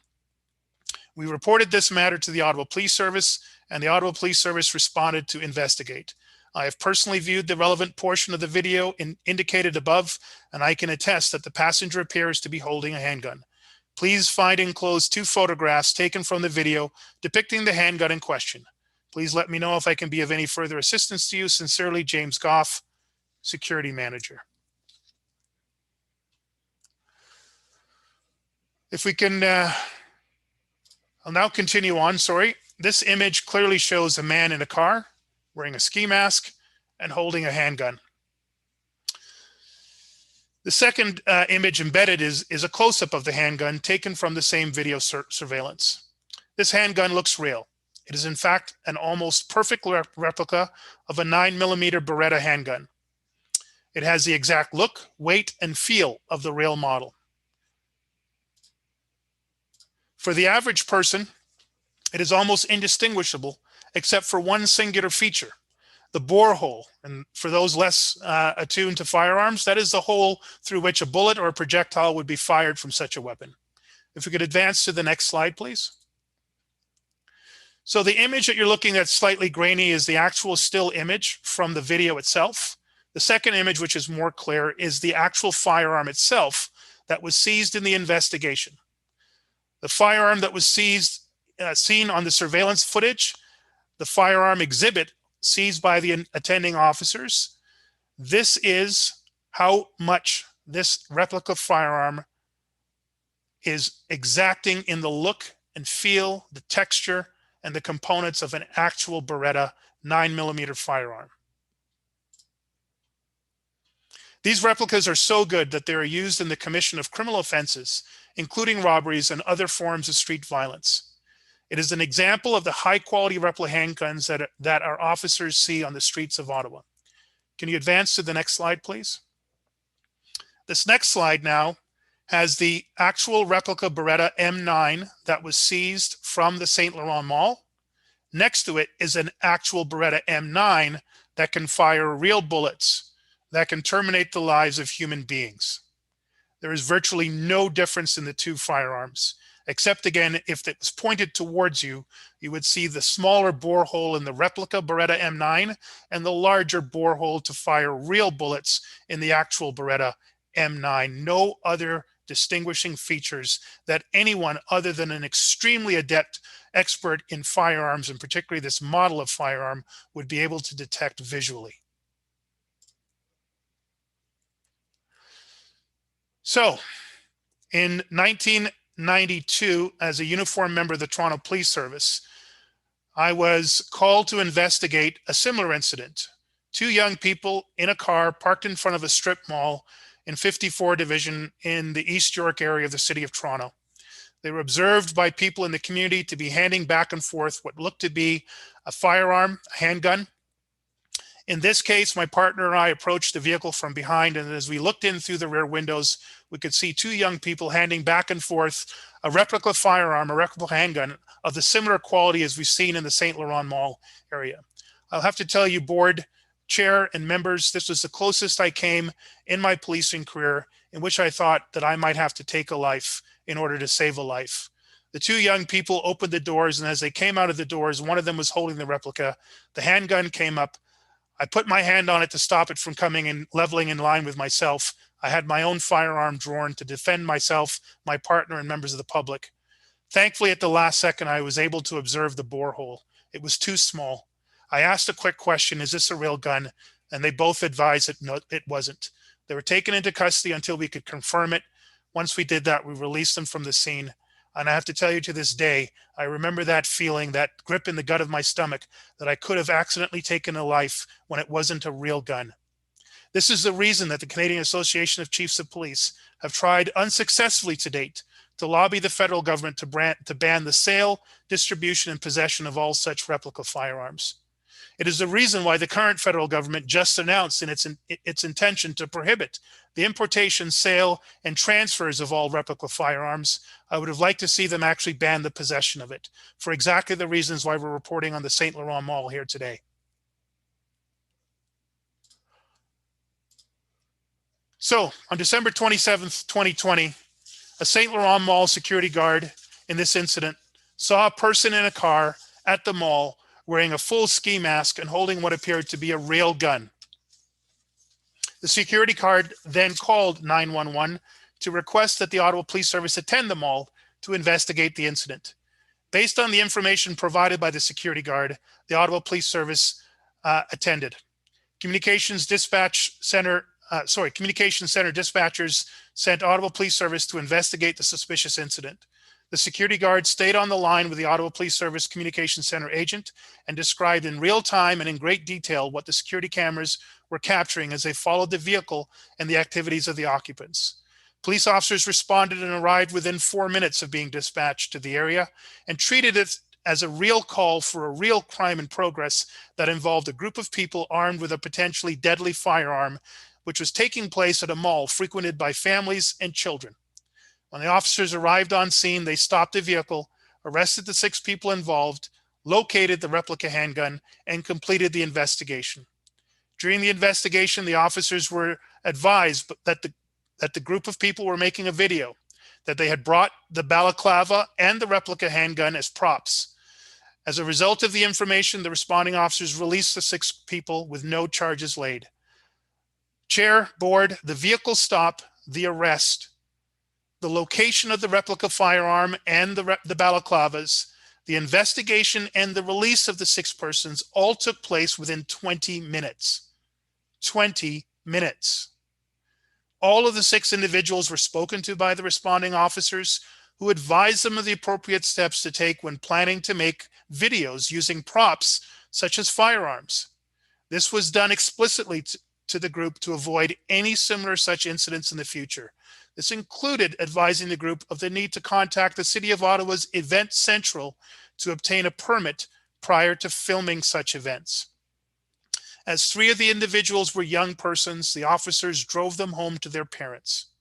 In the following week, a full review of the call was conducted, including a review of the 911 audio tapes and the St. Laurent Mall security video footage. The review of the mall security video by investigators confirmed what had been relayed by the security guard to our 911 call taker. All of our members involved in the call, including the communications center and the responding officers, acted appropriately and professionally in this incident, and I thank them all publicly for their efforts. Despite the facts in these incidents, there was a viral campaign of misinformation and, quite frankly, disinformation against the Ottawa Police Service. This took place in social media and in the community, and it was ultimately picked up by mainstream media, including national media outlets. In the days and weeks following, the Ottawa Police Service has repeatedly tried to reach out to the young people involved. Unfortunately, none of the 6 have taken us up on our offer. There are numerous people alleging police misconduct in this incident. Under my watch, Chair, the Ottawa Police Service will always cooperate in any public complaint to the board or to the Office of Independent Police Review Directorate. To my knowledge, to date, there have been no formal public complaints from anyone regarding this incident. 0 public complaints. This despite the fact that there have been repeated explicit explanations from the Ottawa Police Service and from the board themselves at the January meeting as to how persons involved in this incident could make a formal public complaint. Yet no complaints to date. There have been no formal complaints. There has only been an ongoing misinformation and disinformation campaign designed to erode the public's trust in the Ottawa Police Service. This is an unfortunate and unfair trend that we and other community leaders are seeing in this city. There's a seemingly organized campaign by some individuals to intimidate anyone who does not agree with their views on policing, as well as to discredit any organization if they are engaging with the Ottawa Police Service for any positive purpose. We have recently been hearing from our not-for-profit sector partners that they are now the target of this aggressive approach. This includes one group who is targeting our community partners involved in the mental health response strategy. Our community partners are telling us that they want to work with us, but they are increasingly afraid of being singled out and targeted by this campaign. They're being warned by these groups not to let the Ottawa Police Service support their grant proposals. They're not to invite the Ottawa community forums, and they are not to partner with the Ottawa Police Service to solve any problems. These negative activities are happening online and in open community meetings. They reflect quite often the hostility and intimidation occurring in and around the Ottawa Police Service board meetings.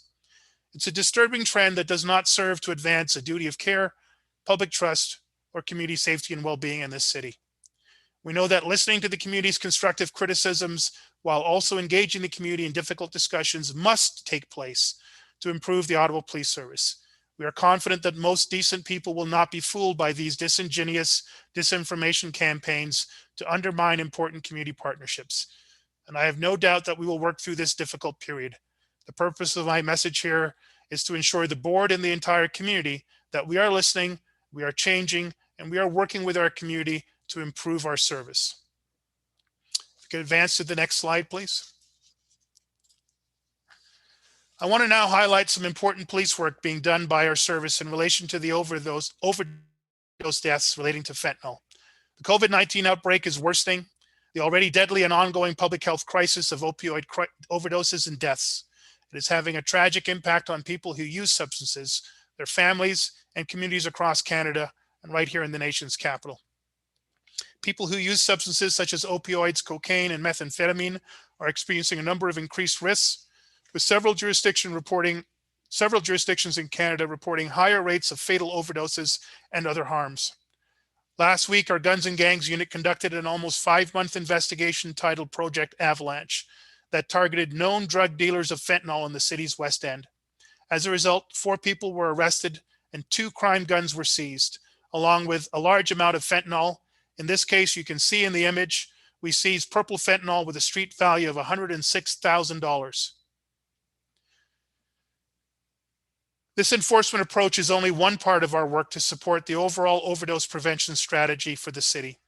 If you could advance to the next slide, please. In the past 2 weeks, our officers have responded to 12 calls for overdoses in our city, where 2 people sadly died, and 1 was successfully rescued when our officers administered Narcan. Since the start of the year, our officers have responded to 69 calls for reported overdoses, where they have saved 14 people from passing away. Last year, our officers successfully intervened and saved 115 lives with the application of Narcan. The Ottawa Police Service remains committed to education and prevention, working with our community partners to help reduce the number of overdoses in our city.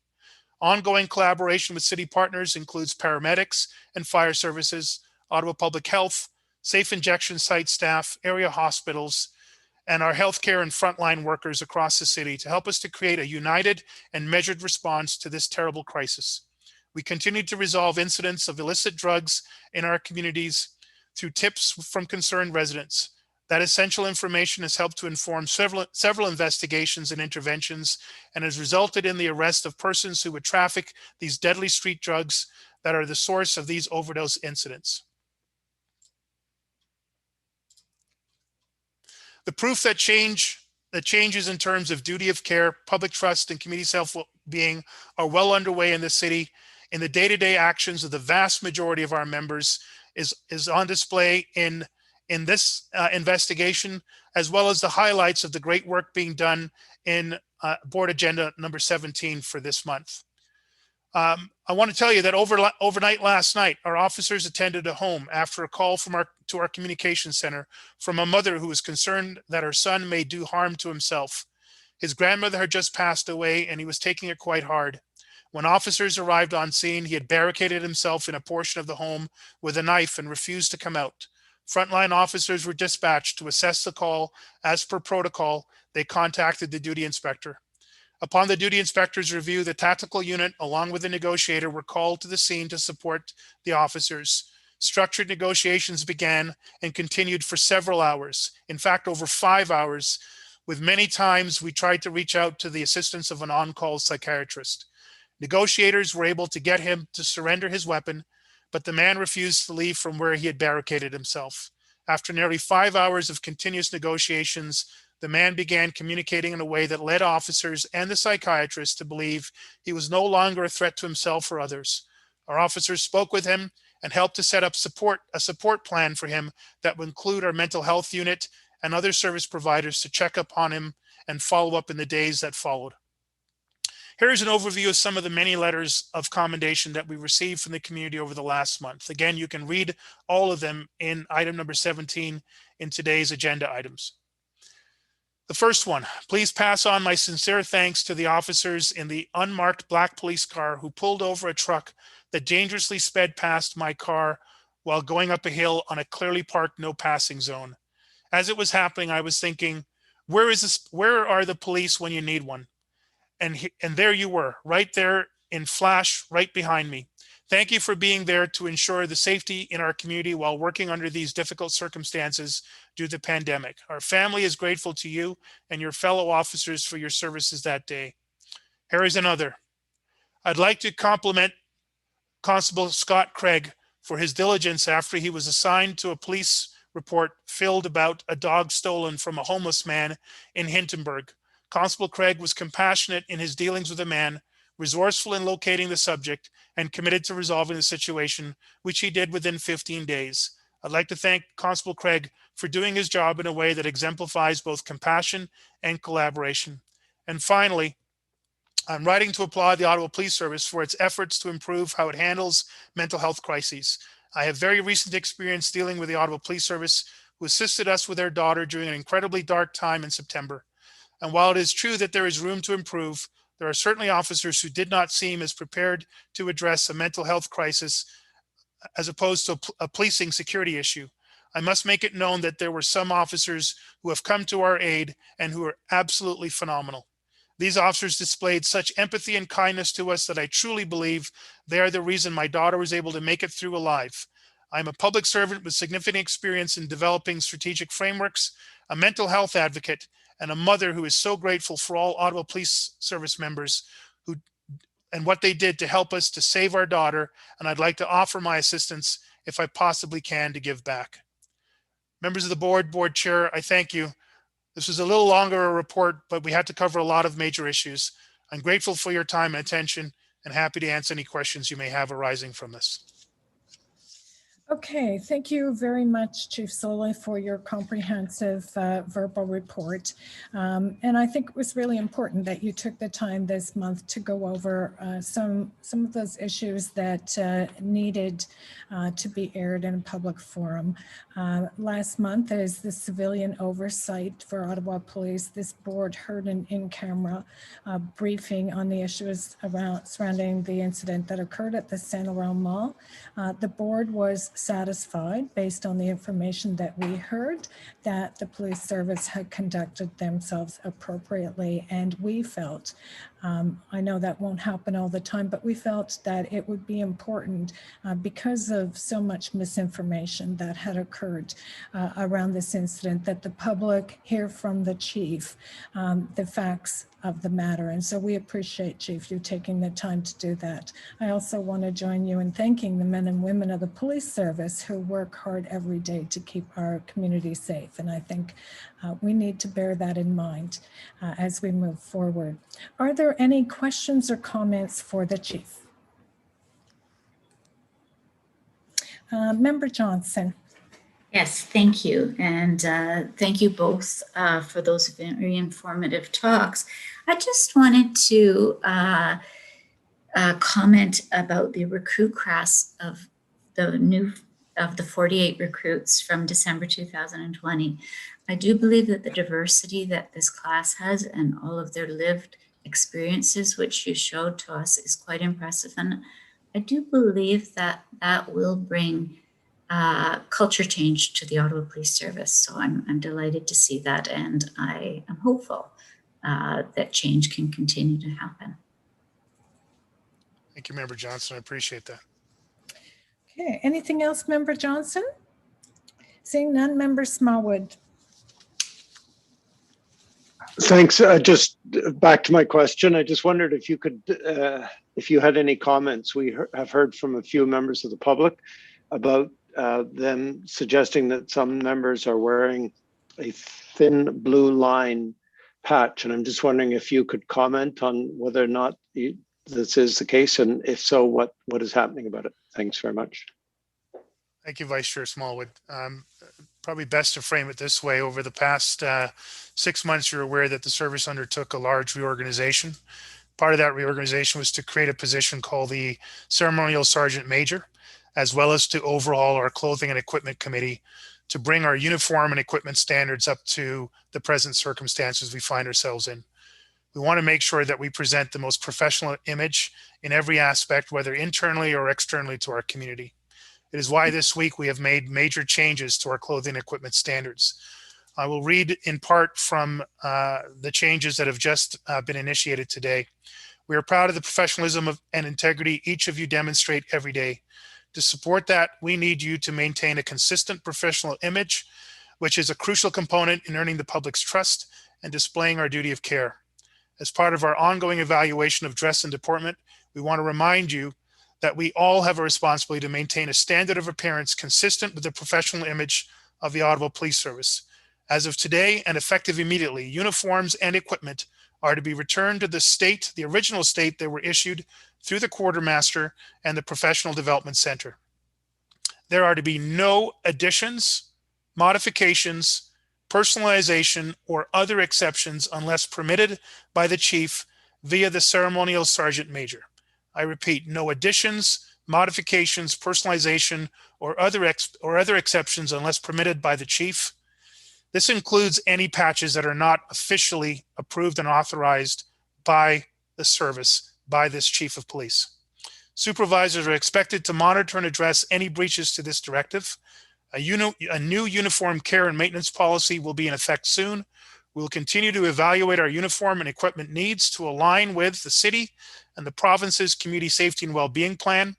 Moving forward, the ceremonial sergeant major and the uniform and equipment committee that he chairs will consult with members in the community to meet those needs. If you have any questions, you can email Ceremonial Sergeant Major Steve Boucher or approach the office of the chief directly. Sir, I hope this directly addresses your concerns around a particular image that has been concern for members of the community, but our overall approach is to make sure that every aspect of our uniform and our equipment and our appearance matches the professional expectations of this service, this board, and our citizens. Thank you, Chair, with your permission. I want to make sure, I may have misheard, but you mentioned about the uniform must be returned in the same state it was given.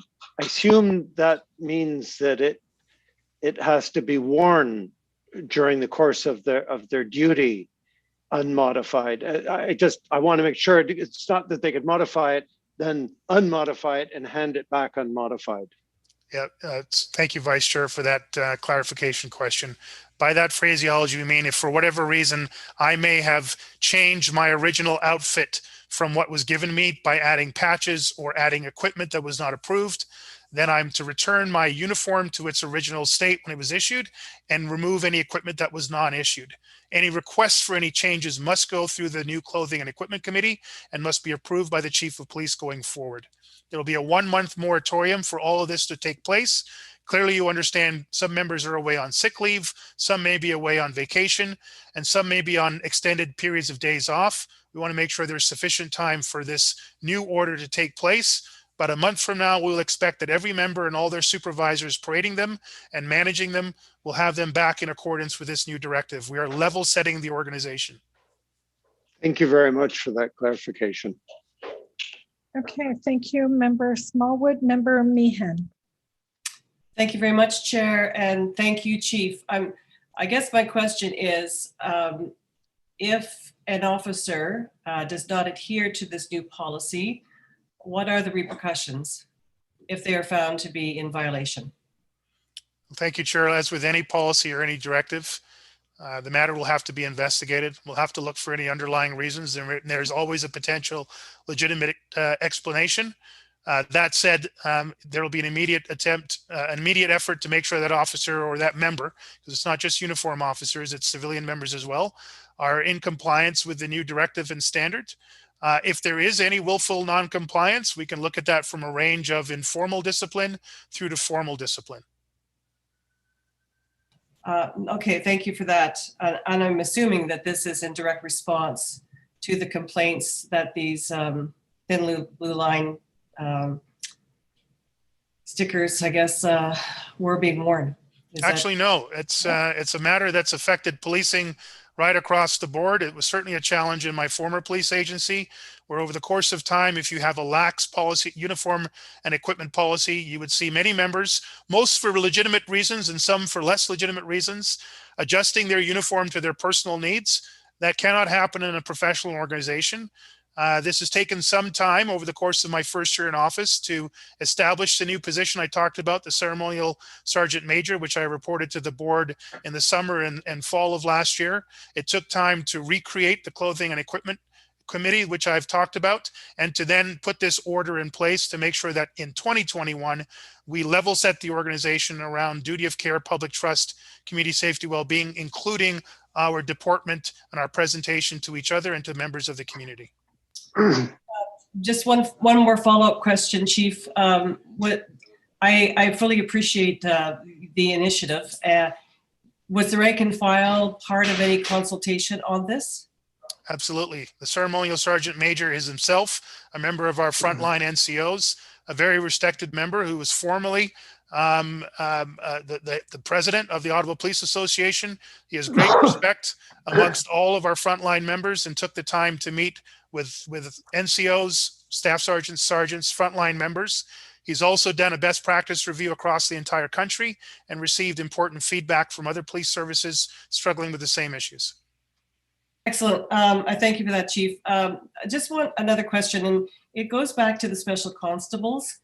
My question, I guess, is what is the perceived problem with the special constables on buses? Are there incidents that we don't know about? Have there been incidents that have been reported that we're not aware of? Should we be? I'd like to know why the special constables are such a sore point with groups. Thank you, Member Meehan. As you are aware, I was having some rather significant technical difficulties earlier on when this was first raised. So I want to be careful I don't lose the context from the previous discussion. If you don't mind, I'd like to turn this over to Deputy Chief Steve Bell to continue his response. And if I can properly pick up the thread, I will contribute myself. Yeah, thanks for the question, Member Meehan. So I think it's a really important question to ask, and we would be happy to have dialogues and listen to members of the community that identify individualized concerns with special constables and the special constable program. Like I'd said in my original answer, there's an assessment done by Carleton University and by OC Transpo to identify their own internal security needs.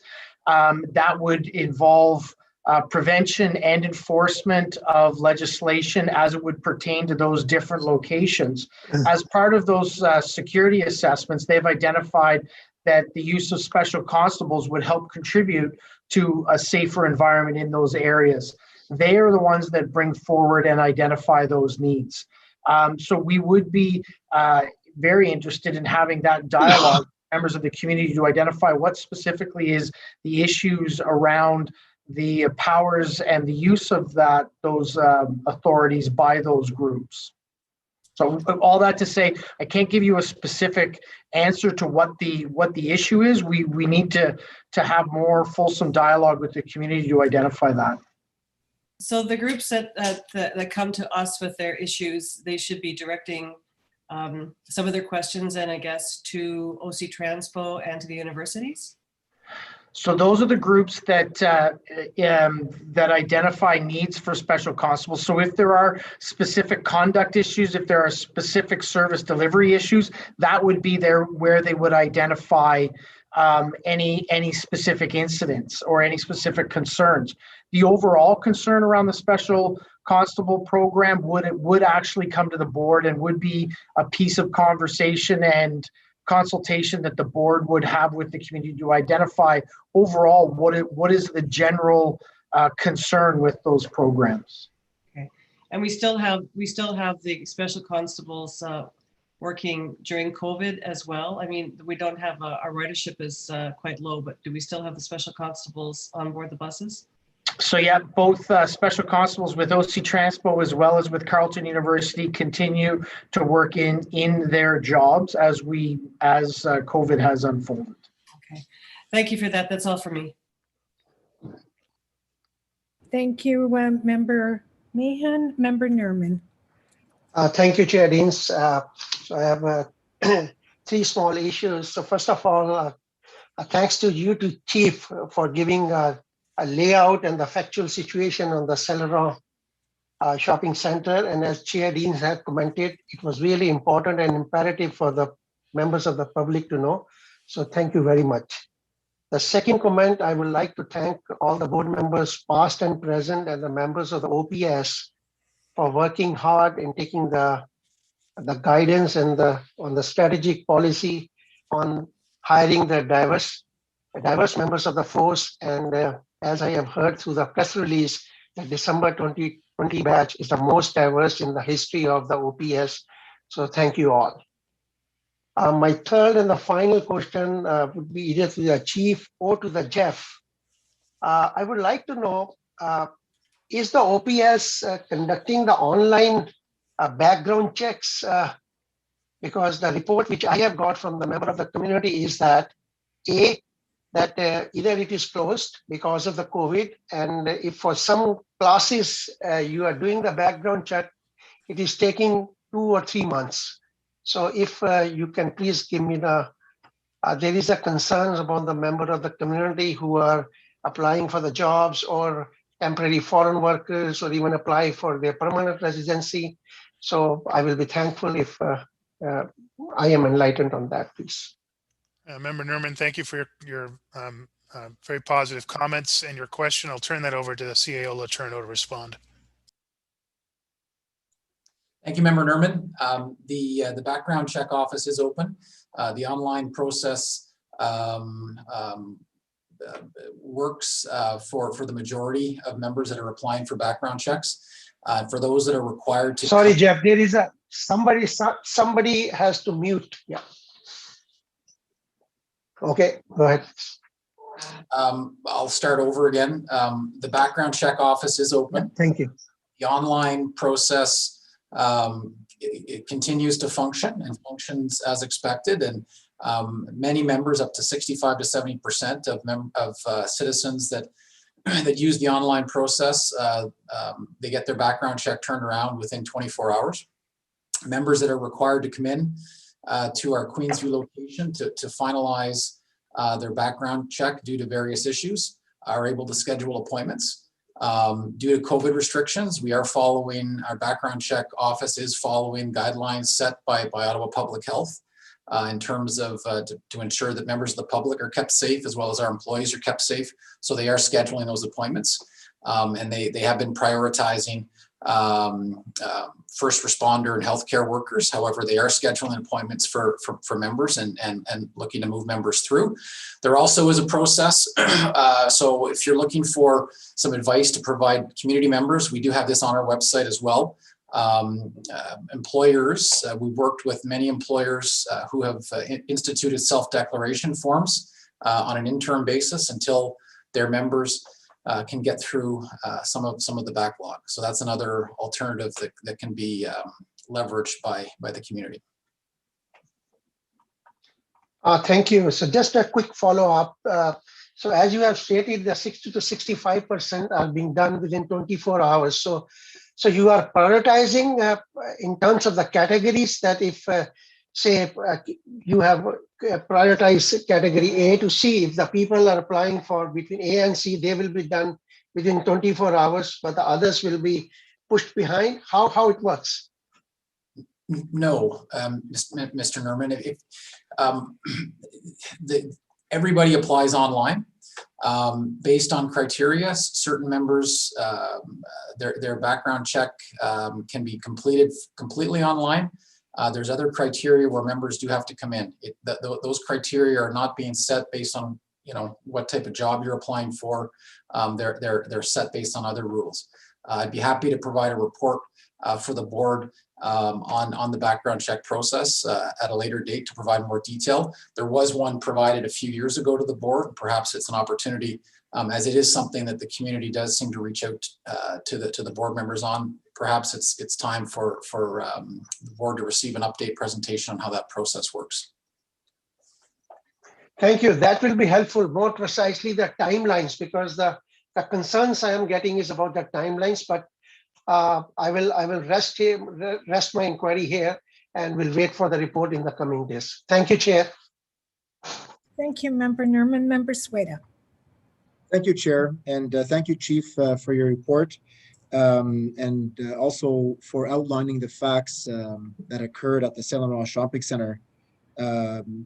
Definitely your personal story that you shared when you were when you were a young officer definitely gave me chills, because I can just imagine how badly it could have ended for the individuals and how that would have affected you as well. And also, I was concerned about the individuals involved in St. Laurent Shopping Center, because my family also had a close encounter with a real gun violence a couple of years ago. So I know how scary it can be for those involved and those in the area. But I also have a concern about the image and the safety of our officers. You know, when misinformation like this gets spread, do we not, is there any way to educate those that are sending misinformation, or hold them accountable or responsible for potentially endangering the lives of our officers? Member Sueda, thank you, first of all, for the empathy and the positive comments. I think this is one of the great challenges for police chiefs anywhere, boards as well.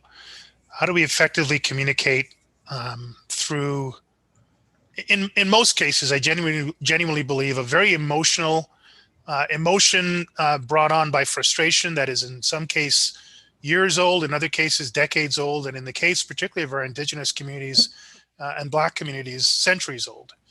How do we effectively communicate that we're doing our very best to recognize the past, work in the present, to create better change in the future? Some of that is at play here, Member Sueda, where despite our best efforts to do the best thing we possibly can to keep, in this case, the mall safe, families like my own family, we attend that mall. I bring my child there and my kids there for shopping. It hit kind of close to home on a number of levels. How do we do our best and hope that the community will take the most positive view of it? But there, as I said in my comments, there is an increasing effort amongst a very small element of society, mainly on social media, but not limited to that, to create these misinformation, and in this case, I believe an actual disinformation campaign. I don't think it serves anybody. I think it harms the individuals who were involved in the incident, the mall and its management, the members of the service who responded, and the broader membership within this police service. And as we know, increasingly, what happens here in Ottawa has an effect everywhere else in the province and across the country. So this is a challenge. I don't have any easy answers, except I too am looking for a way, and we'll hear on some of the upcoming agenda items our additional efforts to try to improve our communications, our social media efforts, improve our ability to communicate, consult with, listen to, and constructively dialogue with our community. You know, this is one of the major challenges we're going to face to advance public trust, to demonstrate a duty of care, and to work in partnership to co-produce meaningful community safety and well-being outcomes. I'm sorry for a long answer that doesn't actually answer your question, but it is a struggle that I have, that other police leaders have, and I suspect we will continue to have, but it's one that I won't back away from. I'll continue to do my very best. I've got a great team around me. I have a great board to work with, and we have great community leaders, the vast majority of whom want to get this done better and want to get it done better together. Thank you, Chief. I mean, I know it's a difficult question, and there's no easy answer. It's definitely something that we have to keep in the forefront, because as I mentioned in my question, you know, this could have ended badly for the individuals doing that movie, and the image and the safety of our officers because of this misinformation really concerns me. And I want to make sure that we keep that in the forefront and try to find some sort of way forward. And I appreciate that it's not an easy, there's no easy answer here, but I believe that it's something that we need to keep attention on. Thank you.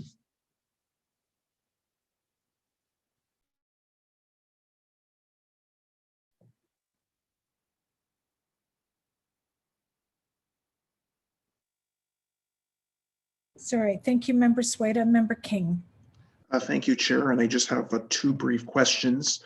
One concerns the new policy on deportment, and this is really to follow up on Member Meehan's question around the uniform policy.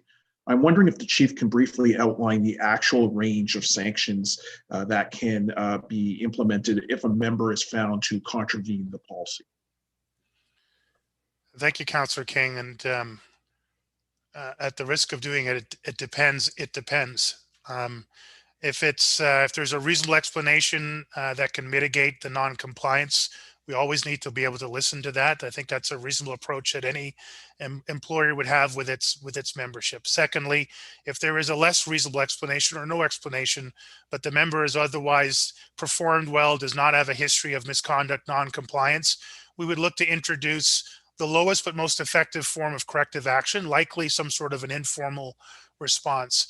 But if it's someone who is clearly in willful non-compliance and has other performance and or conduct issues, we would look at a progressive discipline approach, all of which is outlined in labor standards and within the Police Services Act, all of which we've presented to this board.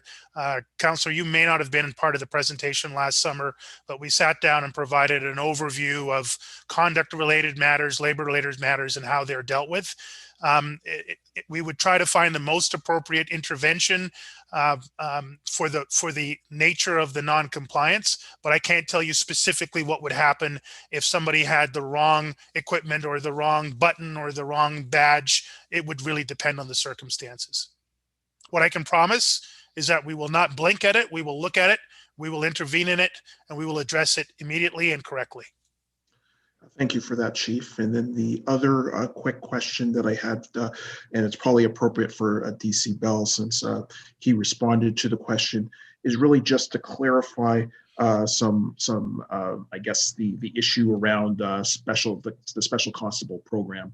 And the question I really have is, and it would also, I suppose, inform the public, is when questions of approval of special constables come to this board, is that a pro forma type of decision or a discretionary decision? From how you explained it, obviously the university or OC Transpo management is making a decision to have a special constable. They come before us as a board for approval. Is that approval pro forma, or do we have discretion just based on the fact that there's an application, and can we reject it just on the basis of the submission? Deputy Bell, I think I'm back up to speed on where this has come from and where it is now. Maybe I'll take a first run at it and then invite Steve to comment or clarify. It's a very important question, Councillor King. It is not pro forma whatsoever. An individual organization can make an application to create and implement a special constable program. The board would receive it and assess it, and ultimately would have to approve it. While there is a rolling automatic, a history within the organization, let me put it that way, of a rolling automatic approval to continue with the special program, the board can make that decision around how it chooses to manage that going forward. Any change in the request of the special constable program for expanded powers would have to come back to the board for approval. The service administers the oath. The chief of police administers the oath because I'm the only one that can do that. And we provide certain training and certain supports, administrative support, to the board's responsibility as approving these programs. But it is ultimately up to the board. If you're going to approve in the first instance, continue in the second instance, approve or deny any specific modifications to any of the circumstances.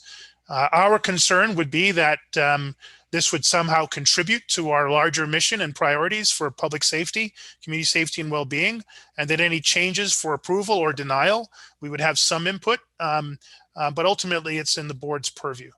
Again, I invite Deputy Bell, who has a much longer knowledge and history within this area, within the Ottawa context, to provide any additional information or clarification. No, Chief, I think you covered it. I agree with your statements. It is ultimately up to the board to contemplate and decide whether they grant that approval and authority, and we do whatever we can to support that. Thank you, Chair, and thank you, Chief, and thank you, DC Bell.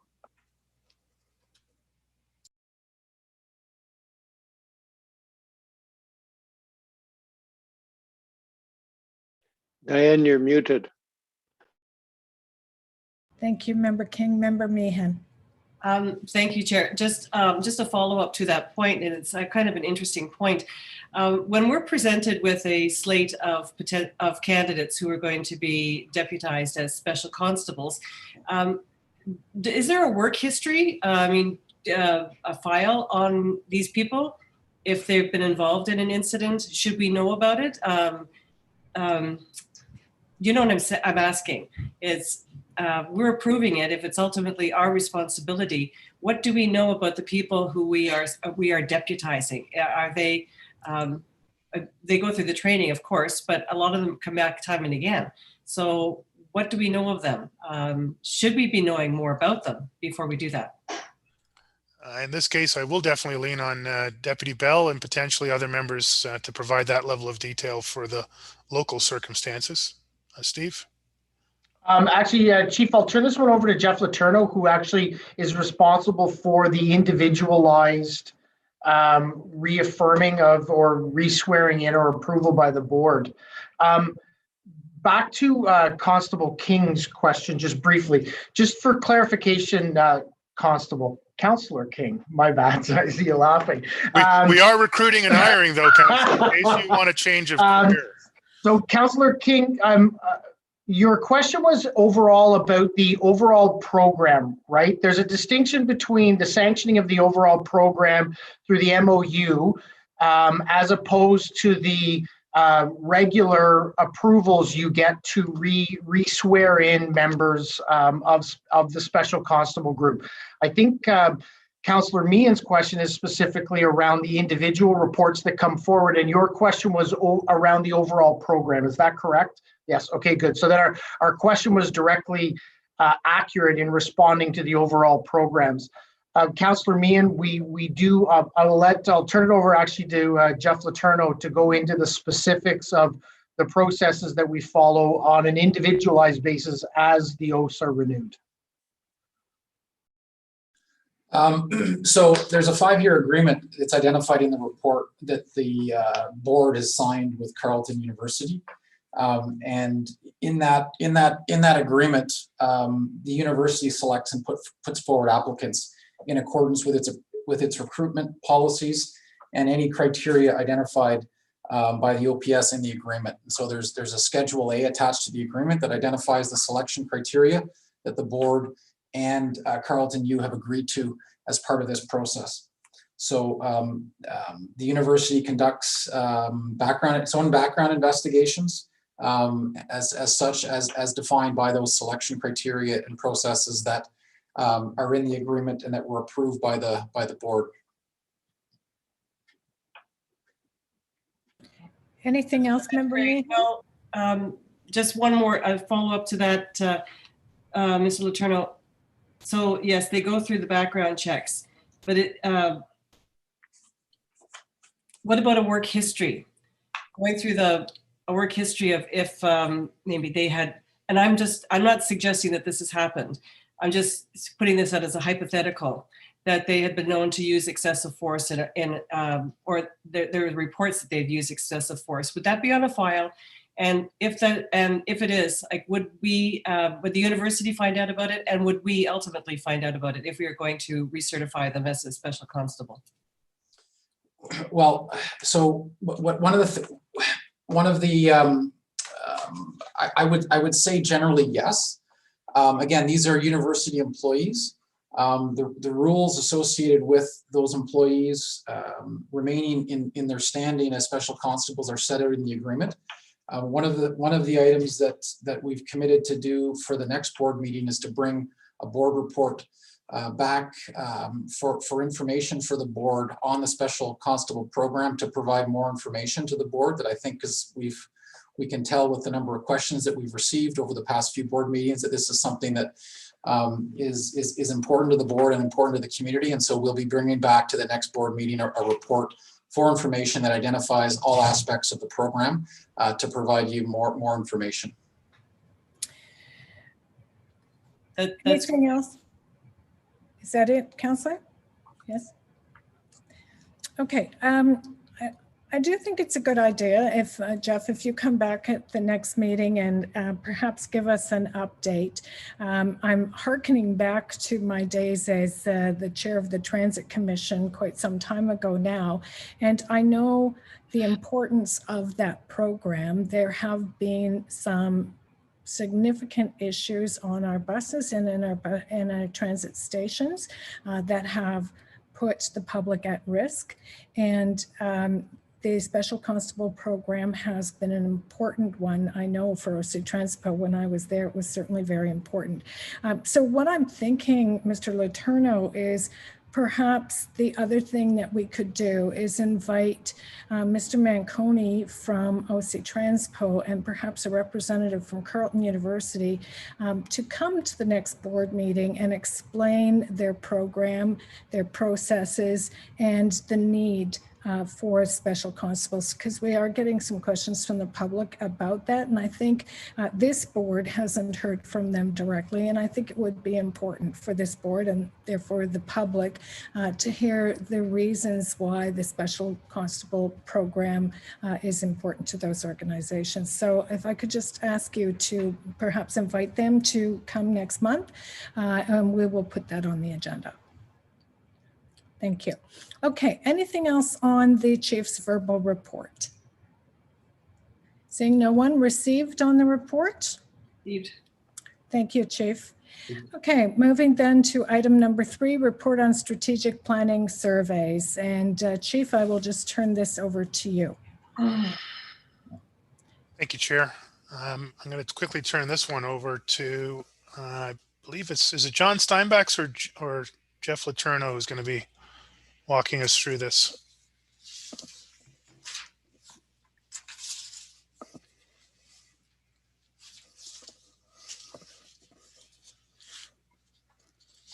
I believe it's John, Chief. Okay.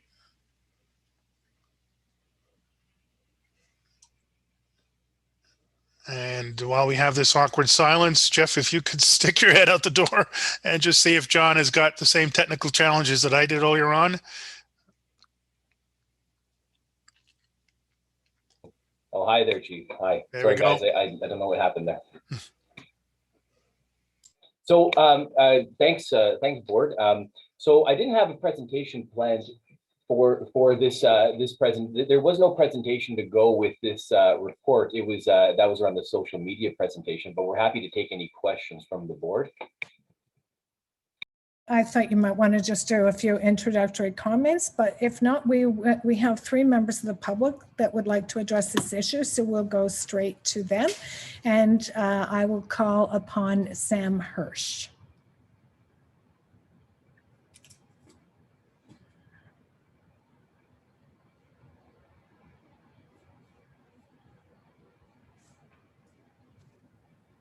Hello. Hi, Sam. Hi, you can hear me? We can. Okay, wonderful. Yeah, first I just want to acknowledge that we're on the unceded and unsurrendered Algonquin territory, a territory that continues to be policed by the same settlers who initially forced Indigenous communities off this land into suffering. The city spoke a lot about reconciliation at City Council last week. They don't really seem to engage in it. And further to that, our Ottawa Police Services continues to be a stark barrier to reconciliation. More Indigenous police isn't reconciliation. Land acknowledgements at police meetings isn't reconciliation. And the continued existence of a police force that harasses Indigenous folks for simply existing is not reconciliation. And just, before I dive into my delegation around the survey, I have to say that frankly, Sam, I'm going to have to say I need to keep you on the agenda. We have a long agenda. Just a really short comment about.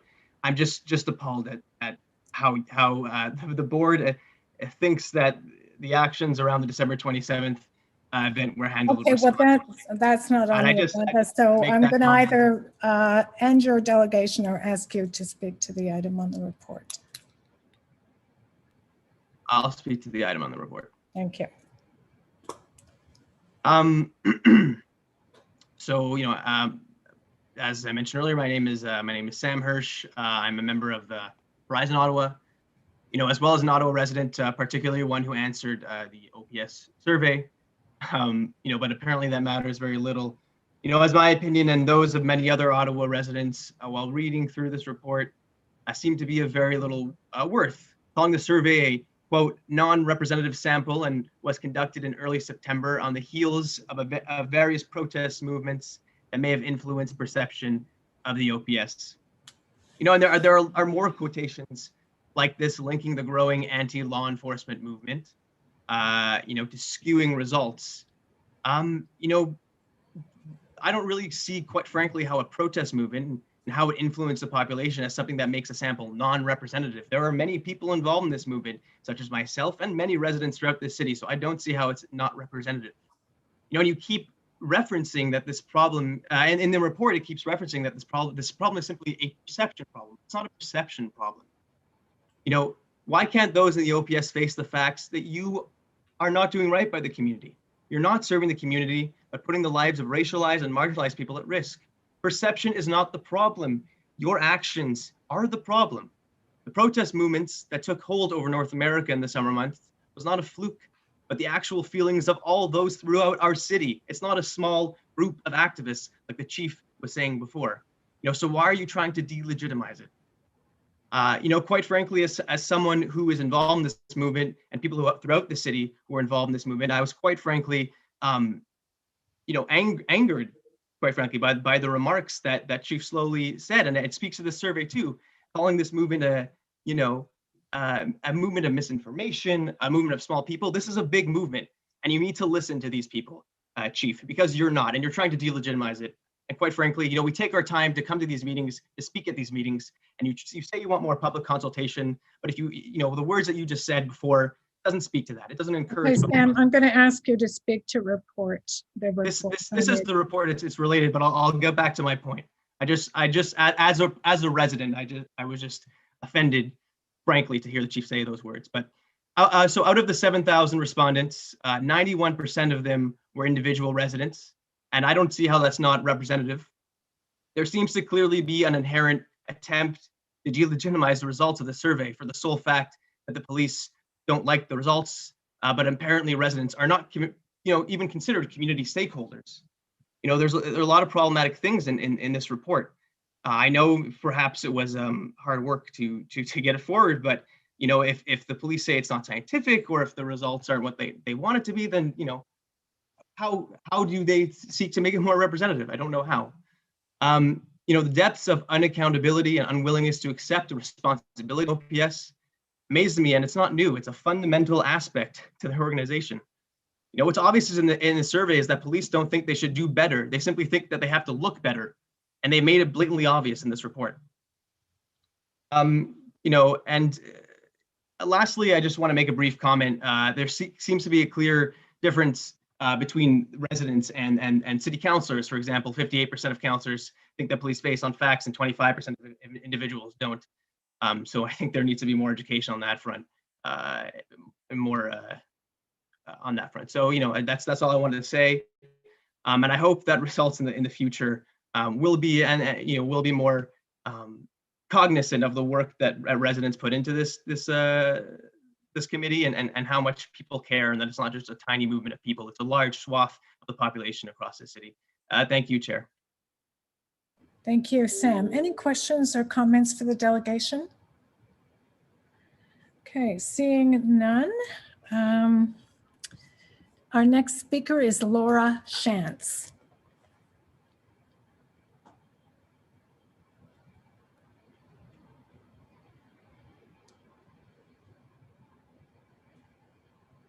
Is Laura on the call?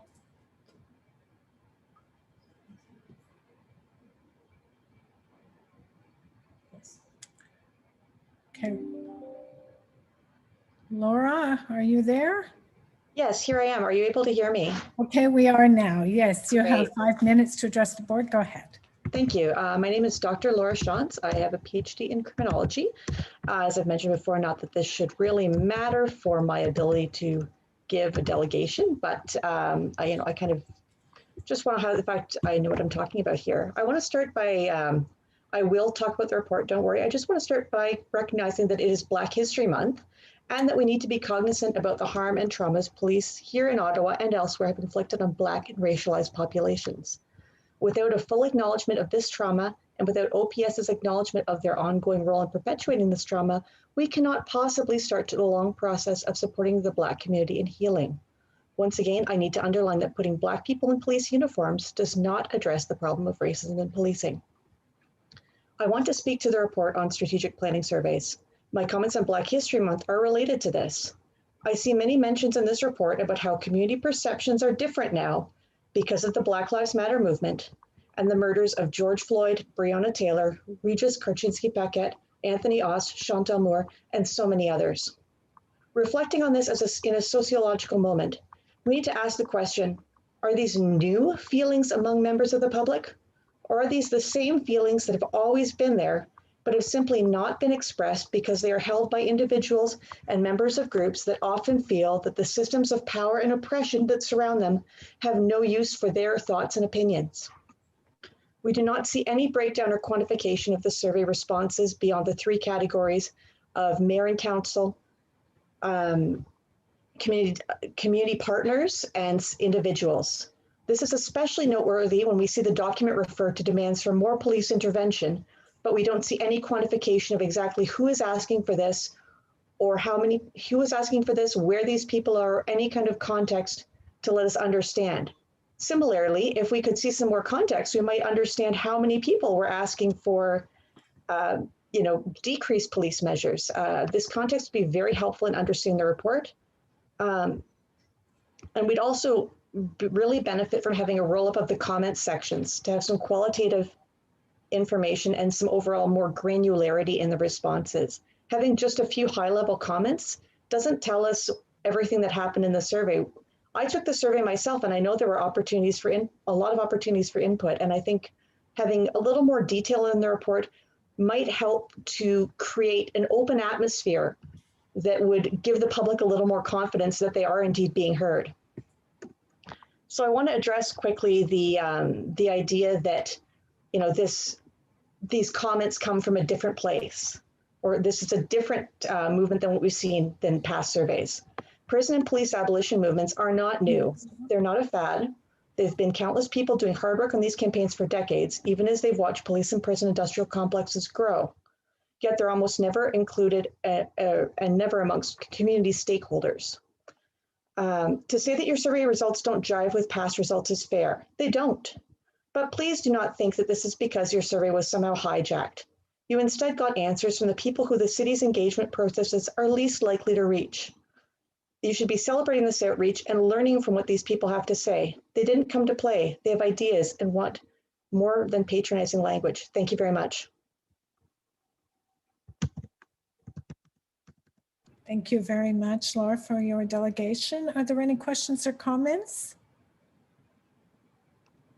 Okay, we appreciate you being here and we appreciate your constructive ideas. We'll move now. The next delegation was, as you recall at the start of the meeting, Zuzu. We couldn't hear Zuzu, so we moved on. So Cassie Slack has now asked to speak on Zuzu's behalf, so I'm going to allow that to happen for 5 minutes now. So Cassie, if you're there. Hi, can you hear me? Yes, we can. Go ahead. Okay, so I will be giving Shui's talk. So there's lots of eyes and stuff in here. It's not coming from me, it's coming from Shui.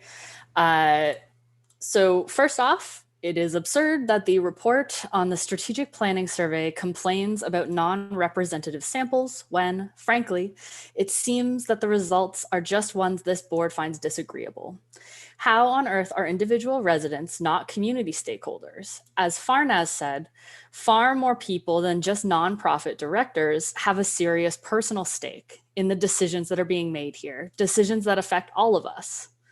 I said this already last time before this board, but once again, the popular use of white supremacist imagery among the police service should raise questions about the character of the people who see fit to identify themselves by it. Taking down those symbols does not change that. So here's the thing. The problem with policing isn't that community members don't trust the police. The problem is that police are a violent, colonial, occupying force that continue to inflict harm upon communities because that is their job, and it has always been their job. All of history on this continent and everywhere demonstrates that, and people know it too. The only answer to this is abolition, and in the meantime, measures that reduce the scale and influencing of policing. I am a student who moved here to Ottawa after doing an undergraduate program in another Ontario city. Myself and my peers collected dozens of accounts of students' experiences with the Special Constable program at my alma mater. What we heard again and again is that students, especially gender minorities, racialized, and disabled people, are having stressful and even traumatic interactions because of the special constables. In particular, students who had experienced mental health crises or who had survived sexual violence expressed that the constables would often exacerbate these already awful situations. And that is when they are doing their jobs. Because of the inherently violent nature of police intervention, not even to go into instances of harassment outside of their job description. I myself was falsely arrested by special constables as a student on my previous campus. My charges later dropped, a situation that was terrifying for me as somebody with a disability that means that I cannot reliably control what I say.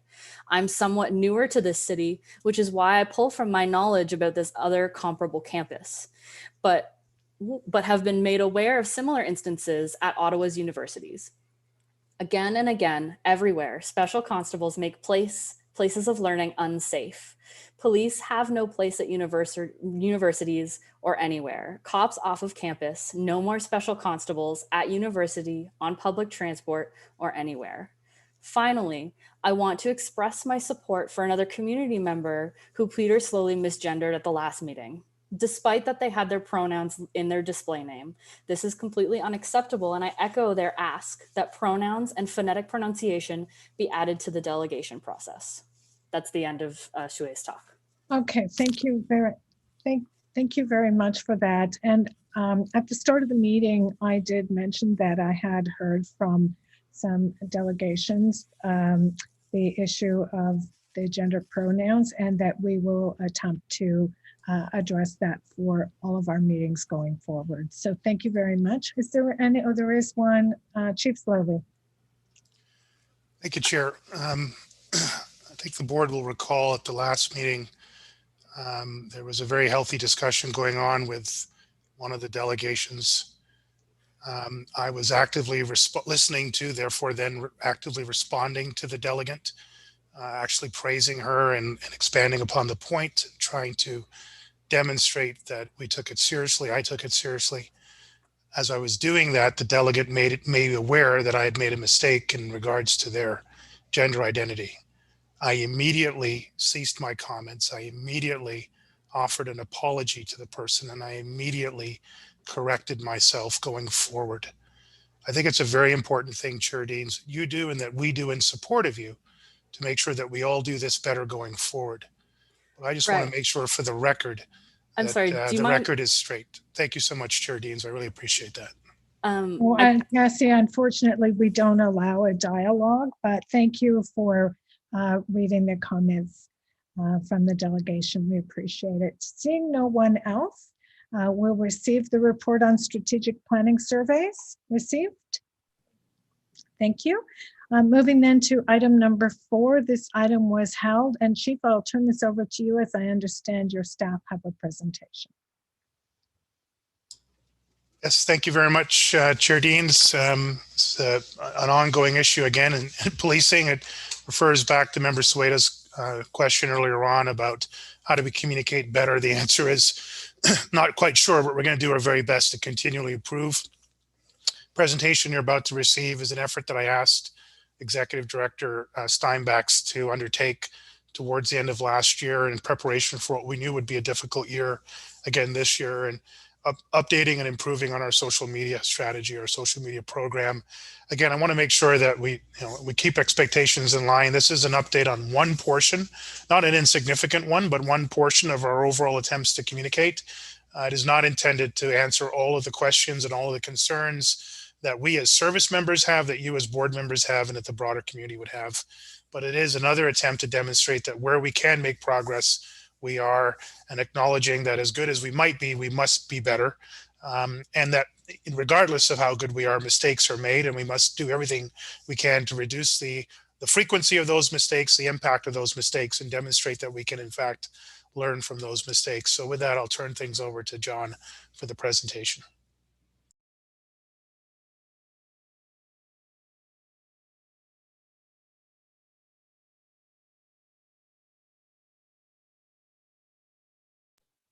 Sorry about that. I was challenged with the mute button. Thanks, Chief, and thanks, Board, for the opportunity to present this evening.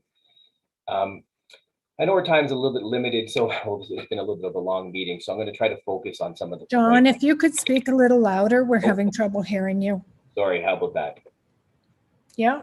That works better. So I know our time's limited, so I'm going to focus on some of the points board members and some previous delegates have mentioned in the past, just to go over some of the major points of interest.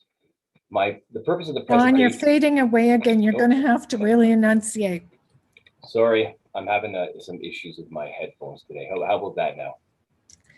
Well, so far so good, but just speak loudly. Okay.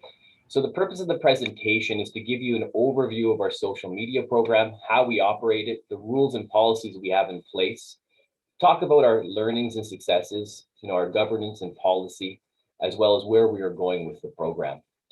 The Ottawa Police has had a strong and growing social media presence on multiple platforms since about 2012.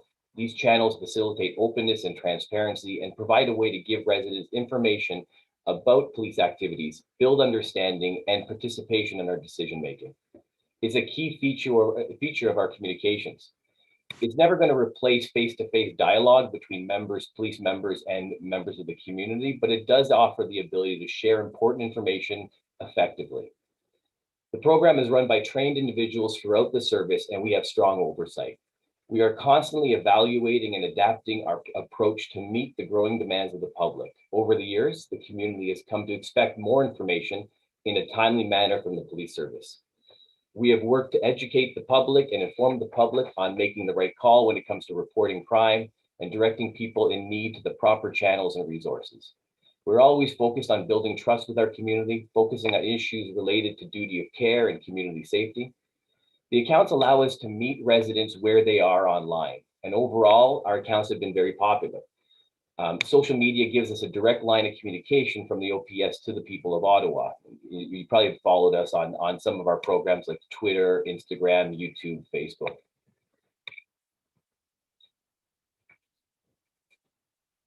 So as I said, these platforms help us meet public expectations about information from police, as well as accessibility of police members. They help us get information out to the public in real time on the platforms they use. They get information, it allows us to get feedback and dialogue from the public related to OPS initiatives and issues related to public safety. They also allow us to answer and provide answers to questions they have. This is a key function of a lot of our accounts. Importantly, it gives us the ability to communicate and relay emergency information and engage in two-way real-time conversation on multiple topics. The information we share and the topics we engage on reflects the service we provide. The most common information we share relates directly to public safety in the community. We share posts about, anyone who has followed us or follows any of our accounts knows that we share a post about public safety issues, crime trends, traffic alerts, missing persons, and emergency incidents. And we also engage in public safety campaigns on speeding, drowning, overdose prevention, robberies, and fraud prevention. So we know there are a lot of people out there and residents out there that have specific interests like, cycling, traffic, or issues in their specific neighborhoods. These aren't really, it's very difficult for our main accounts at Ottawa Police to delve in the detail that people want on this type of information. So along with our main account, we have just over 50 active accounts on Twitter and a handful of others on Instagram that have been approved by the service and are run by individually trained members.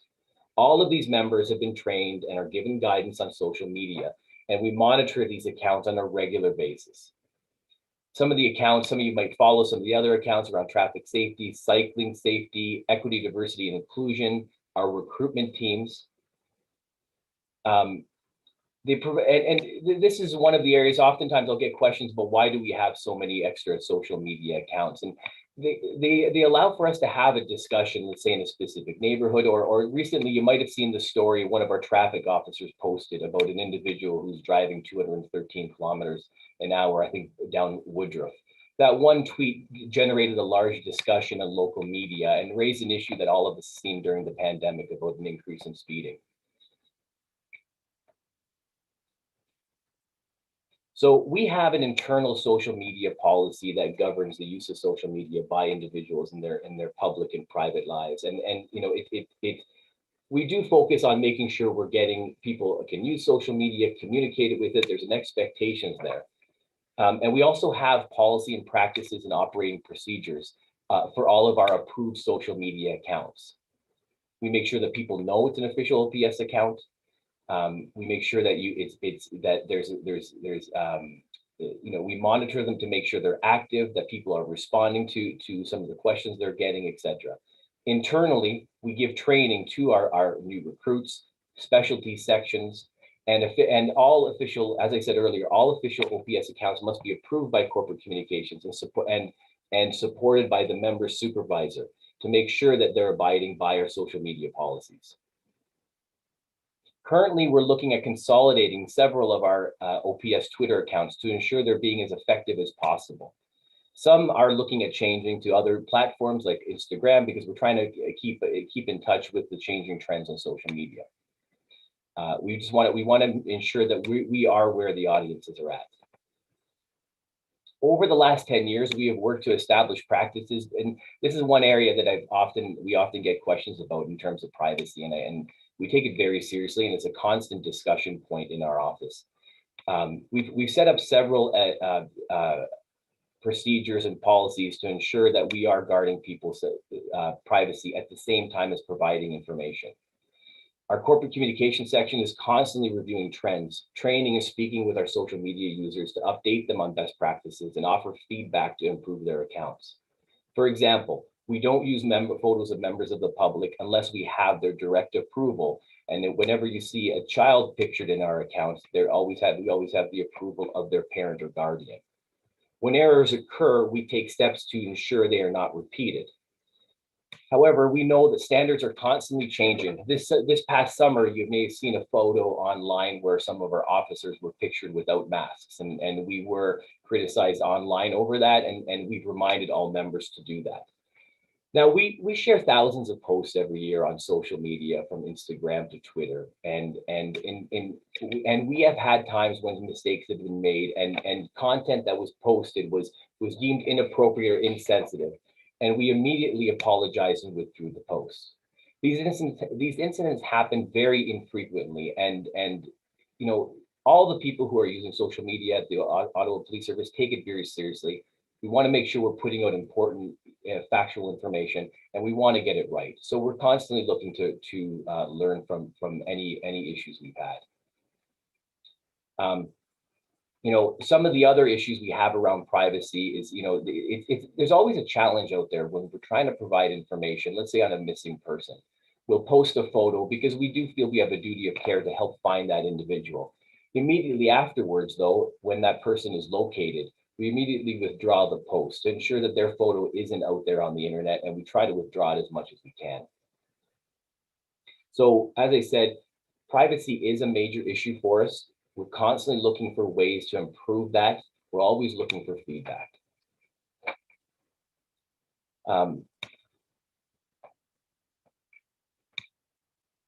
So in terms of the way forward, in terms of what we're looking at as we move forward, we're currently aligning our social media policy to the approach to change that the chief laid out earlier in his verbal report. We're making changes to our content, consolidating our accounts, and we're also looking at what other tools we need to consider. The fact is that for some of us who have gotten very used to Twitter, that's just simply not a platform that a lot of the youth are using, and we're constantly looking for new ways to communicate to the youth now and into the future. and to be relevant and provide the information people are seeking. We need to recognize that new generations of social media users are receiving their information from several different platforms, and we need to be there to assist them in getting information from us. And there's an expectation out there that we are doing that. As part of that review, we are looking at our overall social media strategy to ensure it aligns with what residents want and expect. In the near future, we will be launching a consultation on that specific issue to make sure that we're meeting residents' expectations around the information they're receiving through social media, and that we're moving forward in the way they'd expect. So in conclusion, I'd say that social media, it's passé now to think that you wouldn't be on it. The reality is, as a police service needs to be on social media to provide information that people are expecting. The pandemic only amplified the use of social media. At the same time, it's also showing that there's a number of trends out there that we're trying to adapt to, and we're going to be moving forward through that through the next few months. I'm happy to take any questions.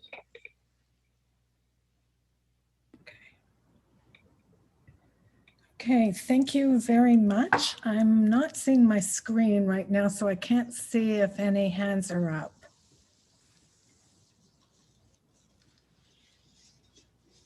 Just one question, Chair? Yeah, go ahead, Member Johnson. Thank you. I do think keeping a manageable number of accounts is important. So I'm glad to hear about the, consolidation you're discussing. I also do think approval before posting is very important as well, which I think you're mentioning. Is that a constant, like you can't post without approval, or are some people posting without approval? Yeah, so the issue of approvals, especially in a police service when we're working on a 24/7 basis and often sending out emergency information related to crimes in progress or emergency information, along with sort of information about our services. And we do have approvals in place, especially on our main accounts, where several individuals, depending on what the social media post is, review the post and approve the post before it goes out. At the same time, we're monitoring all of our accounts. Our members do go through training. There is an ongoing conversation, and we're constantly watching those accounts. Overall, especially with our secondary accounts, we find that the behavior of our members on there is very strong. They believe that most of them take on social media accounts because they want to communicate with the public about issues of concern that they have as professionals and issues that they're hearing in the community. Neighborhood police officers, as an example, or a community police officer will use it to communicate about events in their area, issues in their area. So we train them. We know they're professionals. We overview their account to make sure that they're abiding by our policies. And when we see anything that we would like to give them, some feedback on, we immediately advise them of that. Overall, we found that the program on that level has been very successful. Excellent. Thank you. Thank you.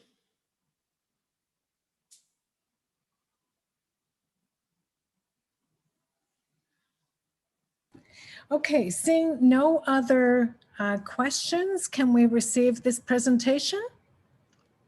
Received. Thank you. Okay, moving on then to our next held item, the appointment of Special Constable Carleton University. We held this item. Just a reminder that individual complaints are not considered at the board meeting. There is a legislative public complaints process to deal with such matters through the OIPRD. There is one additional speaker on this item, although we have already heard some comments, but this speaker is Ward Vershave. I'm sorry if I mispronounced your name, Ward, but you have 5 minutes to address the board.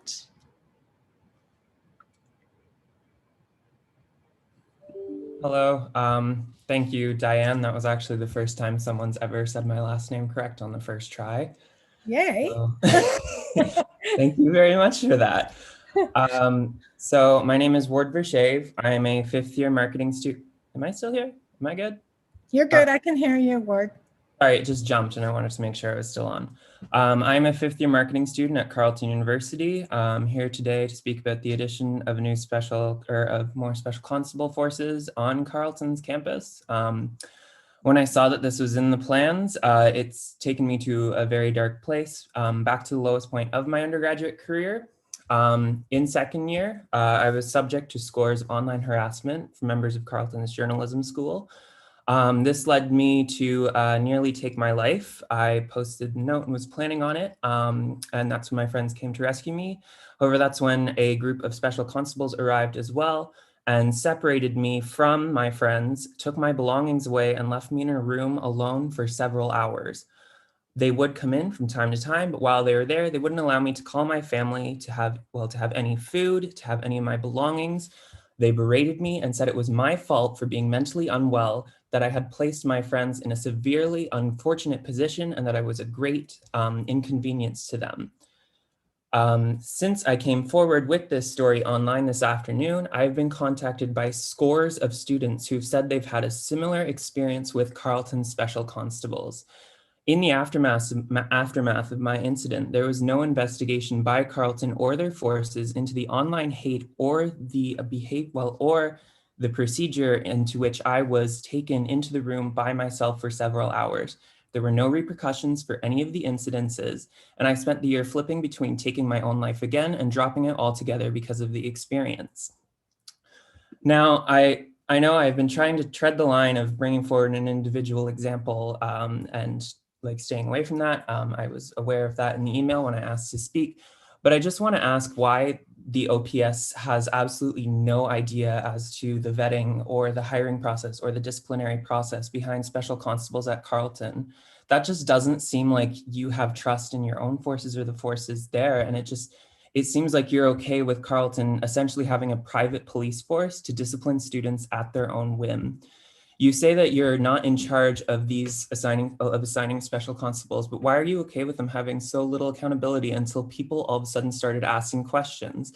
It seems like this is another case of you being okay with allowing this to get by until you were caught and now shifting to just blaming other people. It seems that there should be more accountability for these officers who seem to have a lot of power into what goes on when people have mental health crises, including the one that I had. I just want to point out that after today, after I came forward, I have been receiving more death threats and online threatenings telling me that I should take my own life and that I should vanish. And it has taken me to a very dark place. And you might hear from my voice, absolutely terrified of speaking here today, but I just think that there should be more accountability into special constables on campus and in buses. That is all. Chair. Thank you. And I think I would, Chief, over to you. Yeah. Well, first of all, let's recognize Ward. Thank you for your sharing. My first concern, Ward, is if you are receiving threats of any kind, particularly death threats, we are available to support you. We can have a response that you feel is reasonable. But I don't want you suffering and I don't want you being victimized if that is taking place. I don't want you to direct you to our call center. So if you're willing in some other way to contact us, we will provide the best response we can to support you. In addition, if you are struggling with any sort of a triggering event or crisis, I'm sure that you have some supports around you, but if not, we can get some information posted to you on this site to provide you with some guidance and supports in the short term. But I did want to make that offer to you in order to address the most immediate concerns of what you've raised, in addition to the larger issues around the Special Constable Program. Okay. Thank you, Chief. Is there anyone else that wanted to speak? Member Nerman. Thank you, Chair Deans, and thanks, Ward, for coming forward.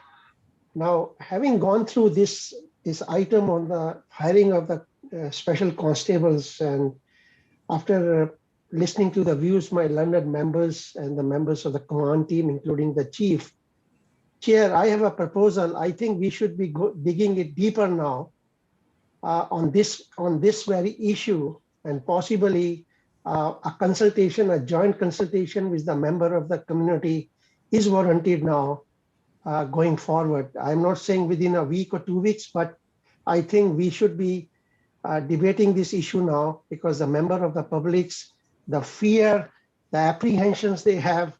Now, ward may be one of them, but there may be many more.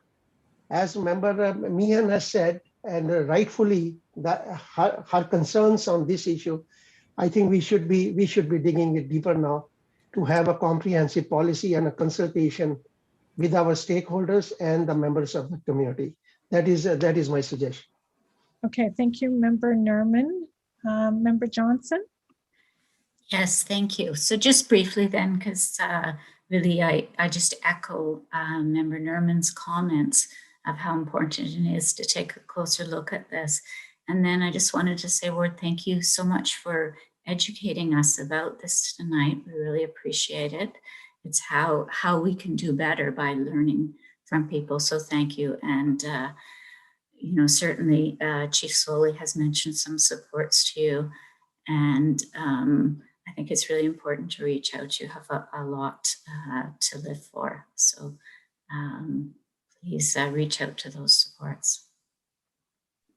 Okay, thank you, Member Johnson. Seeing no one else, Ward, I am very sorry to hear your comments tonight that you experienced that.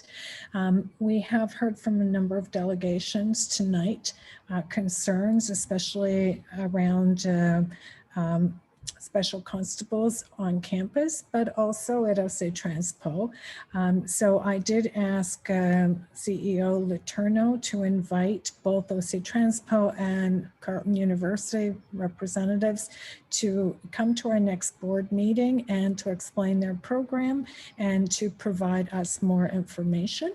And I think the board is very interested in delving deeper into this issue and to ensuring that the special constables on that campus, if they are to be used in the future, are acting appropriately. So thank you for raising this with us. Thank you for your courage. And we will follow up at our next board meeting. And hopefully we can find a path forward that's more satisfactory. So thank you. If I could just say, like, for the sake of comforting the people here, like I have reached out to OPS and I have like reported and informed them of what happened this afternoon in light of me coming forward with this. And I also I'm sorry, I just really want to add this, and it was in my rant. I would like to know the rationale that Carleton had behind asking for more police officers when there is a several months long wait for access to therapists on campus, and those resources could have been spent on something like that instead. Okay, thank you again, Ward, for your courage and for coming out and speaking to the board. We appreciate it. So,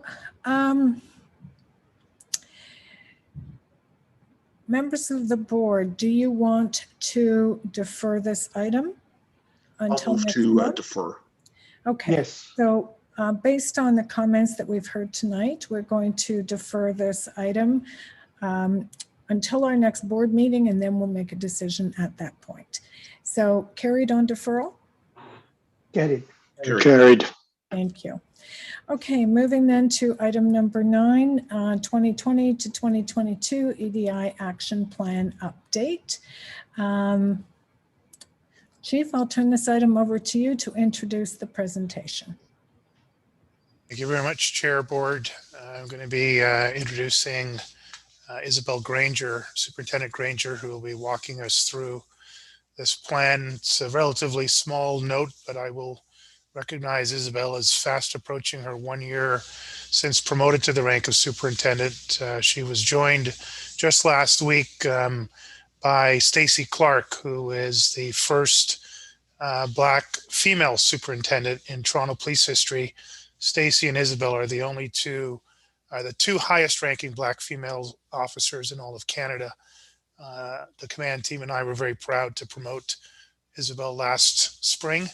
And she has created the Respect, Values, and Inclusion Directorate on top of a 30-year record of accomplishment that spans 2 continents, 2 police services, and more than enough lived experience for everybody on this call.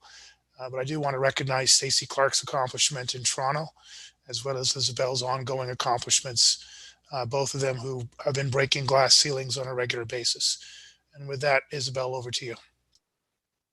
Thank you, Chief. And thank you, everyone. Good afternoon or good evening. I am here to provide an update on the EDI action plan as part of the board's strategic direction to making meaningful progress on equity, diversity, and inclusion.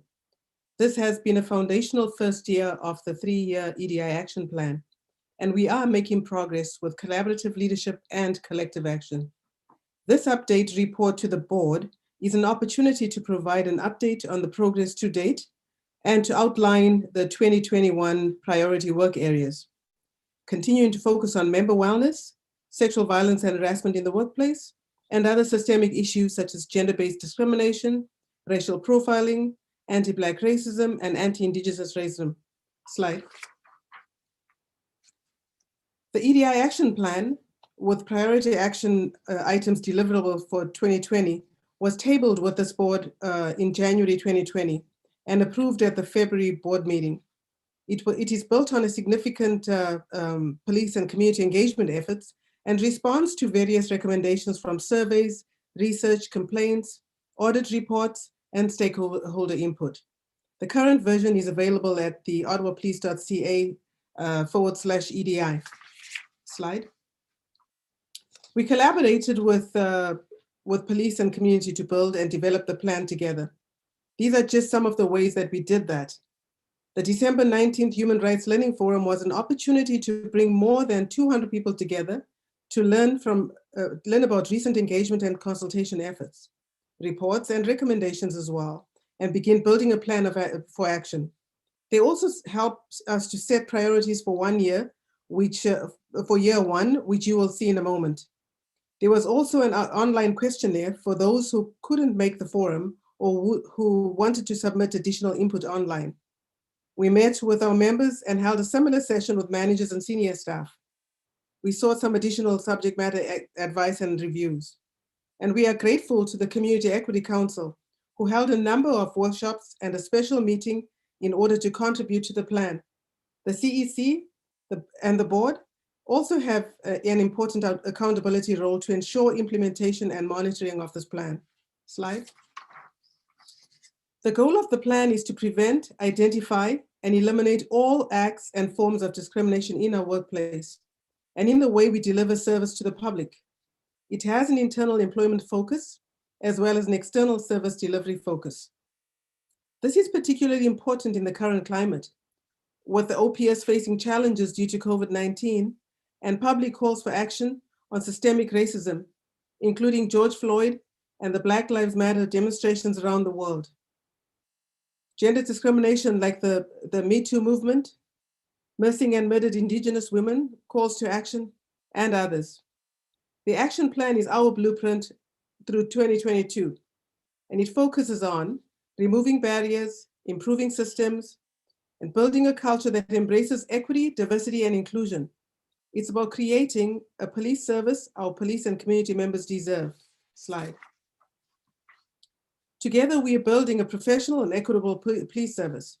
Represented by the house image, the plan includes key focus areas of work, including community and service delivery, workforce diversity, EDI competency for all members, and inclusivity and other member supports.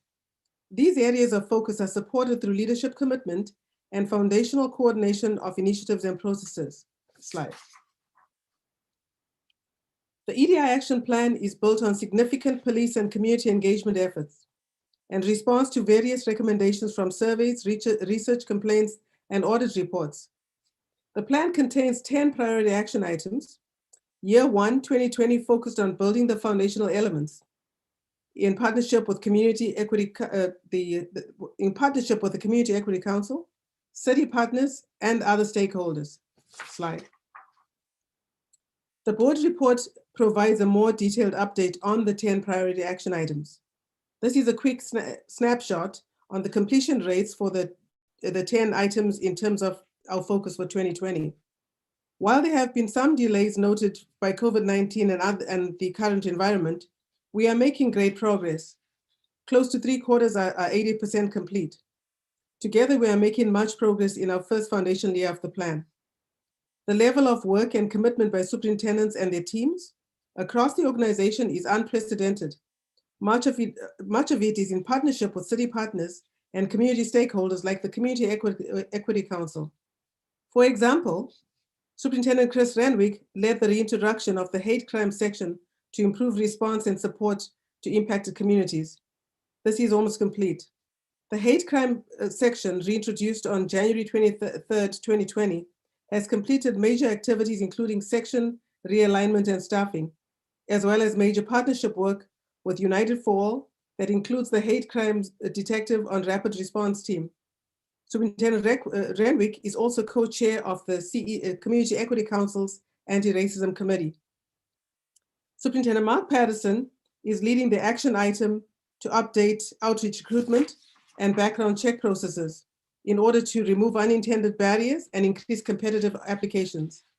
The outreach recruitment team is making significant progress to remove barriers and improve recruiting processes, including changes to the background processes as well as training, fitness testing, and the interview process. Overview of improved processes and early success indicators were presented to the board last March 2020. The highlights include replacing the ATS testing with a more local, inexpensive approach that is also later in the process has created a much larger diverse pool of candidates because we remove barriers to applying like cost, accessibility, and time. Background investigators are provided with human rights and unconscious bias training. The background stage is not the last and final stage of the process anymore, but it is a report considered and reviewed by a team as part of the decision-making process. A mentorship program was created as well to match potential new recruits with officers. Historically, we have had 650 applicants every year. In 2020, however, the service received almost 2,700 applications based on voluntary self-identification, because not everyone self-identified. And of the almost 2,700 applicants, 18.25% identified as women versus 12% previously. 36.43% identified as racialized versus 13% previously, and 4% identified as Indigenous. The December 2020 class, as was mentioned earlier by the chief, is the most diverse class in the history of OPS, as 40% are women, 6% Indigenous, and 50% identified as members of racialized group. The class is highly educated with many achievements.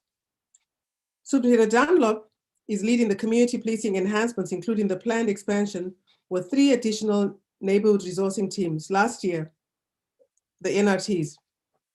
An evaluation is being carried out by Dr. Linda Duxbury. And additional activities include a review of the school resource officer program and continued work with the City of Ottawa and stakeholders of the Community Safety and Wellbeing Plan.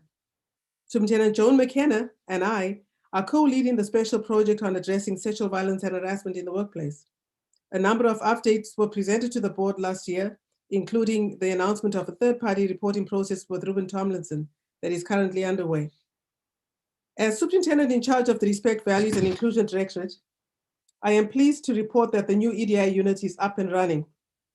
The new EDI specialist, Ms. Alexandra Cheramida, officially joined OPS last November. Laurie Fenton led the development of the EDI action plan, which is guiding this, which is the guiding strategy for the section and this work across the organization. The section is currently working on priority action items and leadership coaching sessions, as well as a custom EDI lens toolkit for the organization and other partnership initiatives, in addition to ensuring the coordination and monitoring of the plan. Last fall, we held the first EDI leadership session, which included, actually that was the second one, included a global human equity strategist and author, Mr. Peter Trevor Wilson of the Human Equity Advantage. And prior to that leadership session, senior staff also attended a session with the Community Equity Council leader, Mr. Gerard Etienne, on understanding EDI and systemic discrimination. The intercultural inventory assessments are currently underway, and a session to debrief those assessments will be held on March 11th next month. We also continue to focus on our work to improve employee wellness, expanding employee resource groups, and we'll continue to work on improving mental health response and community safety and well-being. The OPS is also continuing with collaborative leadership work to address racial profiling concerns with a number of partnership projects and activities that are outlined in the attached progress report. The review of the racial profiling policy also began last fall. Slide.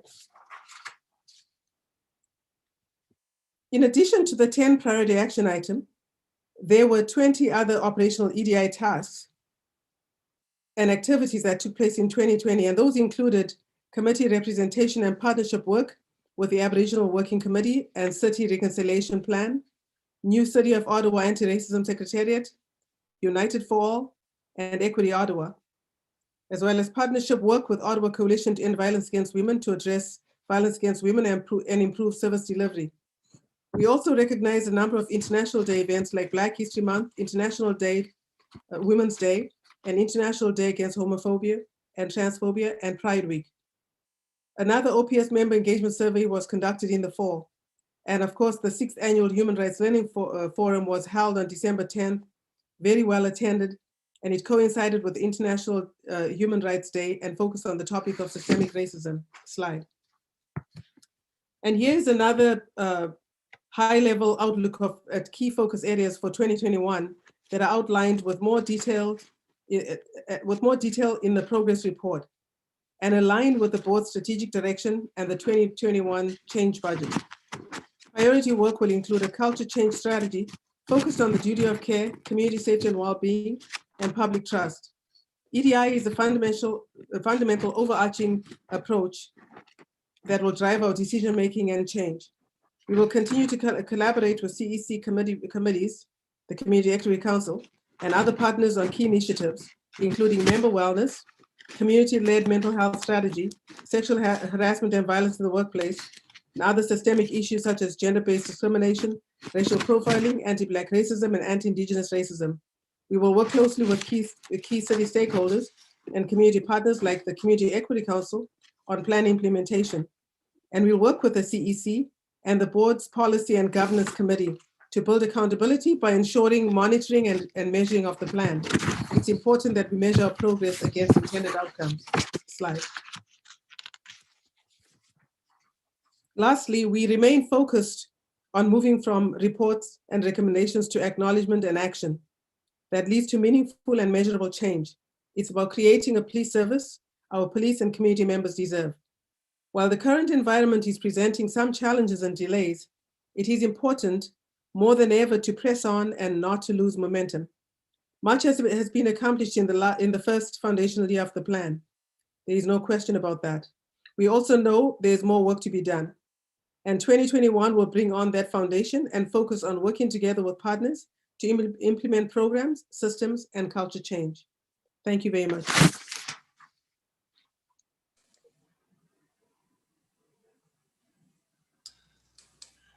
Chair, just as we're returning the mic back over to you, I just want to again thank Isabel, her tiny mighty team in the RVI Directorate. I also want to recognize Deputy Chief Steve Bell, who has stepped up to be the EDI champion within the organization, who's provided a lot of support in transition out of 2020 into 2021 to Isabel and her team, and a lot of leadership across the organization and out into the community. And I want to also recognize, despite we're not where we need to be, this command team, this executive team, and the senior leadership team has come a long way in a relatively short time on this particular topic. It's not particularly visible, I'm sure, to the public, but I think you've been sufficiently briefed yourself and had insights to know the effort taken individually and collectively to move forward, as well as our recognition that we're not anywhere near where we need to be. But I just wanted to say that and thank all of the team here in front of all of the board on the efforts to date, and encourage even more efforts by all of us, myself included, going forward. Chair, back to you.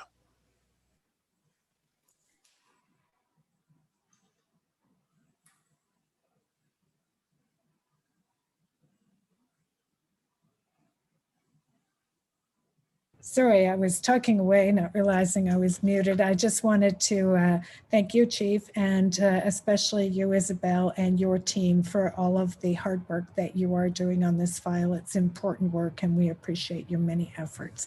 We'll start with Councillor King.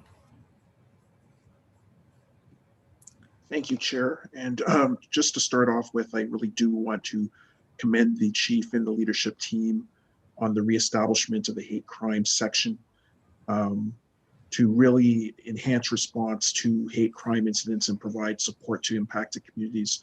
I know that that was tremendously important and that many Black community members were actually involved in that effort, and were really pleased at that announcement last January, especially in the wake of many incidents of hate crimes. One that really shook the community literally a month after I was elected, where a family in my ward was unfortunate recipients of hate crime. And noting that there has been a 67% jump in reported hate crimes in Ottawa since 2017, it's very important for us to have that response. So I really do want to commend the work of the Chief and the leadership team there. The question I had really revolved around the role of the CEC, and I know that has been evolving, and I know that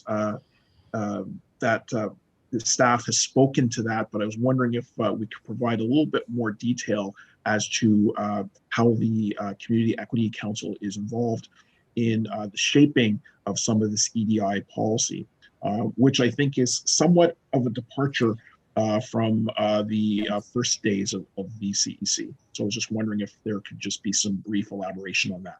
Yeah, I'm going to thank you, Councillor King, for the kind words, and I'm going to turn this over to Steve Bell, both EDI champion as well as co-chair on Community Equity Council, to provide a response to that. Steve? Yeah, thanks, Chief. Thanks, Councillor King. So what I could say is CEC has played a progressively larger role in helping us shape out our EDI action plan. They were very formative in the early days in bringing the group together, for the community together, to have the Human Rights Learning Forum to do the planning to set up the 2020 action plan. What we've done since that establishment is we've actually developed a subcommittee of the CEC that deals directly with contributing to the forward progress on our EDI action plan. That's the group that's given us guidance on how we frame out the 3-year action plan. And we've already struck up for this coming year the key work that we want to work on with that group, specifically around measurables to be attached to the impacts and outcomes we're looking to have on the organization as it relates to equity, diversity, and inclusion. So they have we have a monthly meeting, and within that meeting we report back quarterly to the overall CEC to have discussions and dialogues and input on how we're moving ahead. They've been fundamental in developing the plan, and they are fundamental in helping us to deliver it, but also to help us identify how we understand and identify the impacts that we're having, the impacts that we want to have within the organization. Well, thank you for that report through you, Chair. I really want to note that I think that this is an important component of what the CEC is doing, because it's not just the community being solicited for input and that input not having results. In this type of model, it's reciprocal. So, the CEC is also providing, in a sense, advice to inform policy around equity, diversity, and inclusion. And I think that's very important. So I just wanted to acknowledge that as well. Thank you, Chair. Thank you, Member King. Member Johnson.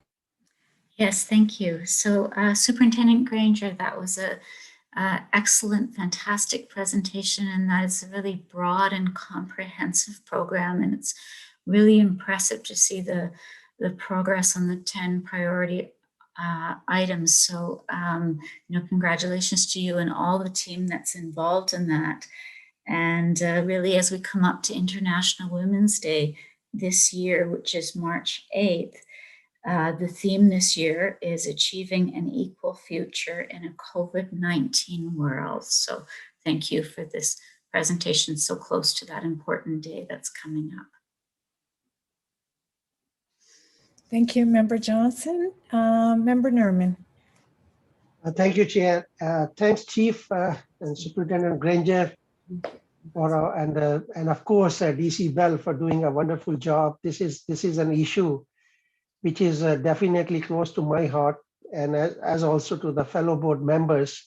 So I have one request to you. As a members of the board, we have an inherent obligation to oversee and provide the strategic policy and directions to the OPS. And it is, I personally feel, and it should not be assumed that every board member is aware of the issues, underlying issues, I will say, which involve systemic racism, systemic discrimination, or systemic bias. So my request is that when you are inviting any specialized person who is well versed and have enough tools to educate on these EDI issues to the command or others, if that invitation is extended to the board members also and subject to our convenience, we would like to have what the current ongoing issues are going on to educate ourselves in a way to help you further in drawing the policies and going forward. So that is just my request to you. But great job. Thank you very much. Chief Slowly.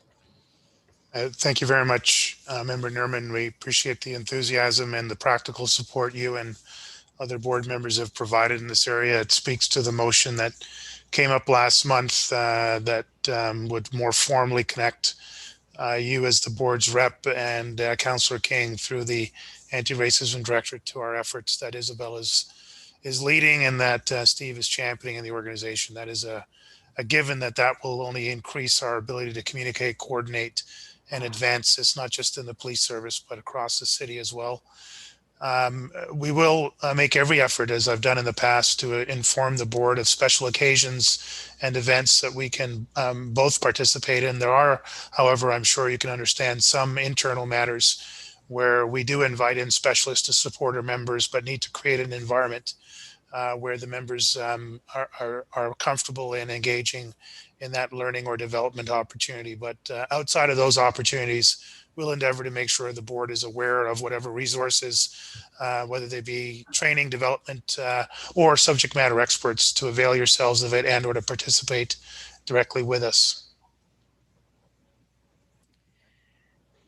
Thanks. Thank you, Chief. Well said.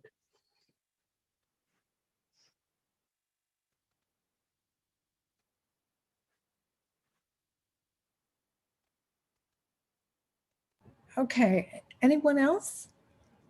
Seeing none, is this item received? Received. Received. Thank you. Received. Okay, so that, I believe, ends the issues that were held at the start of the meeting. Is there any other business? I would like to raise a question or a discussion. That's Okay. acceptable. Member Smallwood? Yeah, I guess I'd like to see what we can do. We received or we have passed a number of motions with respect to a few issues, and I guess I have a concern that we're taking on a lot. We don't have a lot of bandwidth within our staff, and I'm really concerned that some of the timelines to get these things, the motions we passed with respect to strategic planning, budgeting, and some of these other things are all complex issues. And we've made sort of a commitment to make this happen, and we don't have the resources internally. And what I would like to consider is that we look for someone to help us in terms of moving this process forward, and so that and I understand the various board members want to be very closely involved with it. And I don't think that this would in any way diminish the board's involvement. But I'm a little concerned that we've passed some motions and now we've got this board meeting, and then it's going to be a month before we even have another board meeting. And what's happening in the meantime? We need to be making progress in this. So I would very much like to see that we get something going now so that there is progress happening between now and the next board meeting, so that we're coming back at the next board meeting, we can actually accept something and approve something with respect to some of these motions. So I'm looking for, I guess if we can have a little discussion now, I would like to see something so that by the next board meeting, we actually have achieved some milestones. We need to put in place some very definitive dates and times when things are going to happen. And I don't believe we can wait a month for that process to start. So I have some suggestions, but first of all, I'd like to know whether or not there's any support around the board to have this discussion to try to move things forward now. Okay, well, thank you for raising that, Member Smallwood, and I completely concur with you. Our board meets once a month, and we have made a lot of commitments. All the board members will recall that we actually put money in the board budget for the very purpose of hiring some professional help to assist us with all of the work that we took on in all of those areas. And there is a lot of work in terms of public engagement and budgeting and there are a number of issues, a review of the use of force policy, all of those things. And we do need to get on with helping. So what I would suggest, if the board would be amenable, is we have 2 employees of the board. They don't have the bandwidth to do this.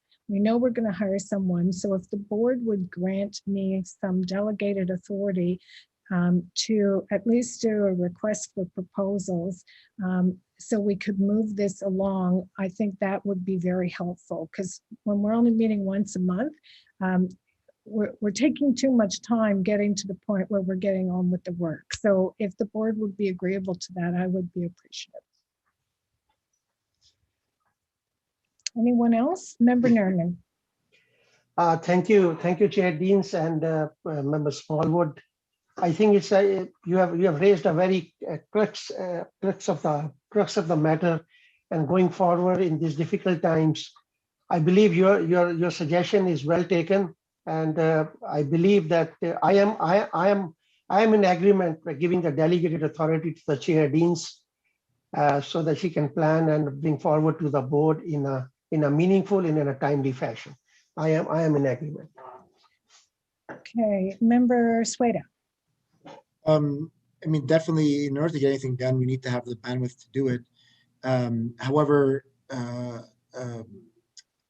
you know, Member Smallwood also said that there's a variety of motions that we're addressing here. Are we suggesting that we're going to have one person that would be able to address all the different motions that we've put forward, whether it's a finance issue, whether it's you know, policy issues, and so forth? Do you think one person would be qualified to address all those issues? No, I wouldn't think so, Member Sueda. I think that the executive director and I will need to meet with the city's procurement officers to talk about what is reasonable in terms of an approach and how we should go about this. I'm certainly no expert in this kind of procurement exercise, so I think we'd be looking for some help from the city to guide us on how we might frame the work. And I'd be happy to report back to the board, you know, and keep you up to date on our progress. But I'm just afraid these 1 month cycles are kind of impeding our ability to get on with the work. So I think some delegated authority is appropriate, and I will certainly report back. But no, I didn't want to create the impression I think one person would do all of this work. I don't think that's going to happen. Member Smallwood. Yeah, I just wanted to respond in part to what Member Sueda said. We already have a finance committee, a subcommittee that is going to be continuing to meet and dealing with those issues. So I'm not suggesting in any way that would stop or that it would change that, or that this is just something in terms of the bigger picture. We will continue to do our work. Bev and I are on a subcommittee, or sorry, not a subcommittee, just a working group that will be continuing. And in fact, I think we're hoping to meet next week to move that forward. So that's not going to be affected by this in terms of slowing it down or changing the way it goes. Thank you. Okay, I don't see anyone else. Member Smallwood, do you want to move that motion then? Sure, I'd be prepared to move that. I second it. Okay, and Member Nerman seconds. Any other discussion? See item carried? Carried. Carried. Thank you very much. Is there any other business? Okay, seeing none, we will now be moving in camera for the remainder of our meeting. Our in-camera items include legal services reports, settlements in the fourth quarter of 2020, legal indemnification updates, and we have 3 legal matters on the agenda. I'll also be seeking the board's consent to add 3 additional legal matters to the confidential agenda. So the motion to move in camera, is that carried? Carried. Thank you. Okay, so our next regular meeting will be held on Monday, March 22nd. A reminder that that meeting will be starting at 2 p.m. This meeting stands adjourned, and for the members of the board who will be joining us in camera, it's 7:21 now. We'll start the in-camera meeting at 7:30. We'll see you then. Thank you, everyone, for participating today. Thank you, Chair. Thank you.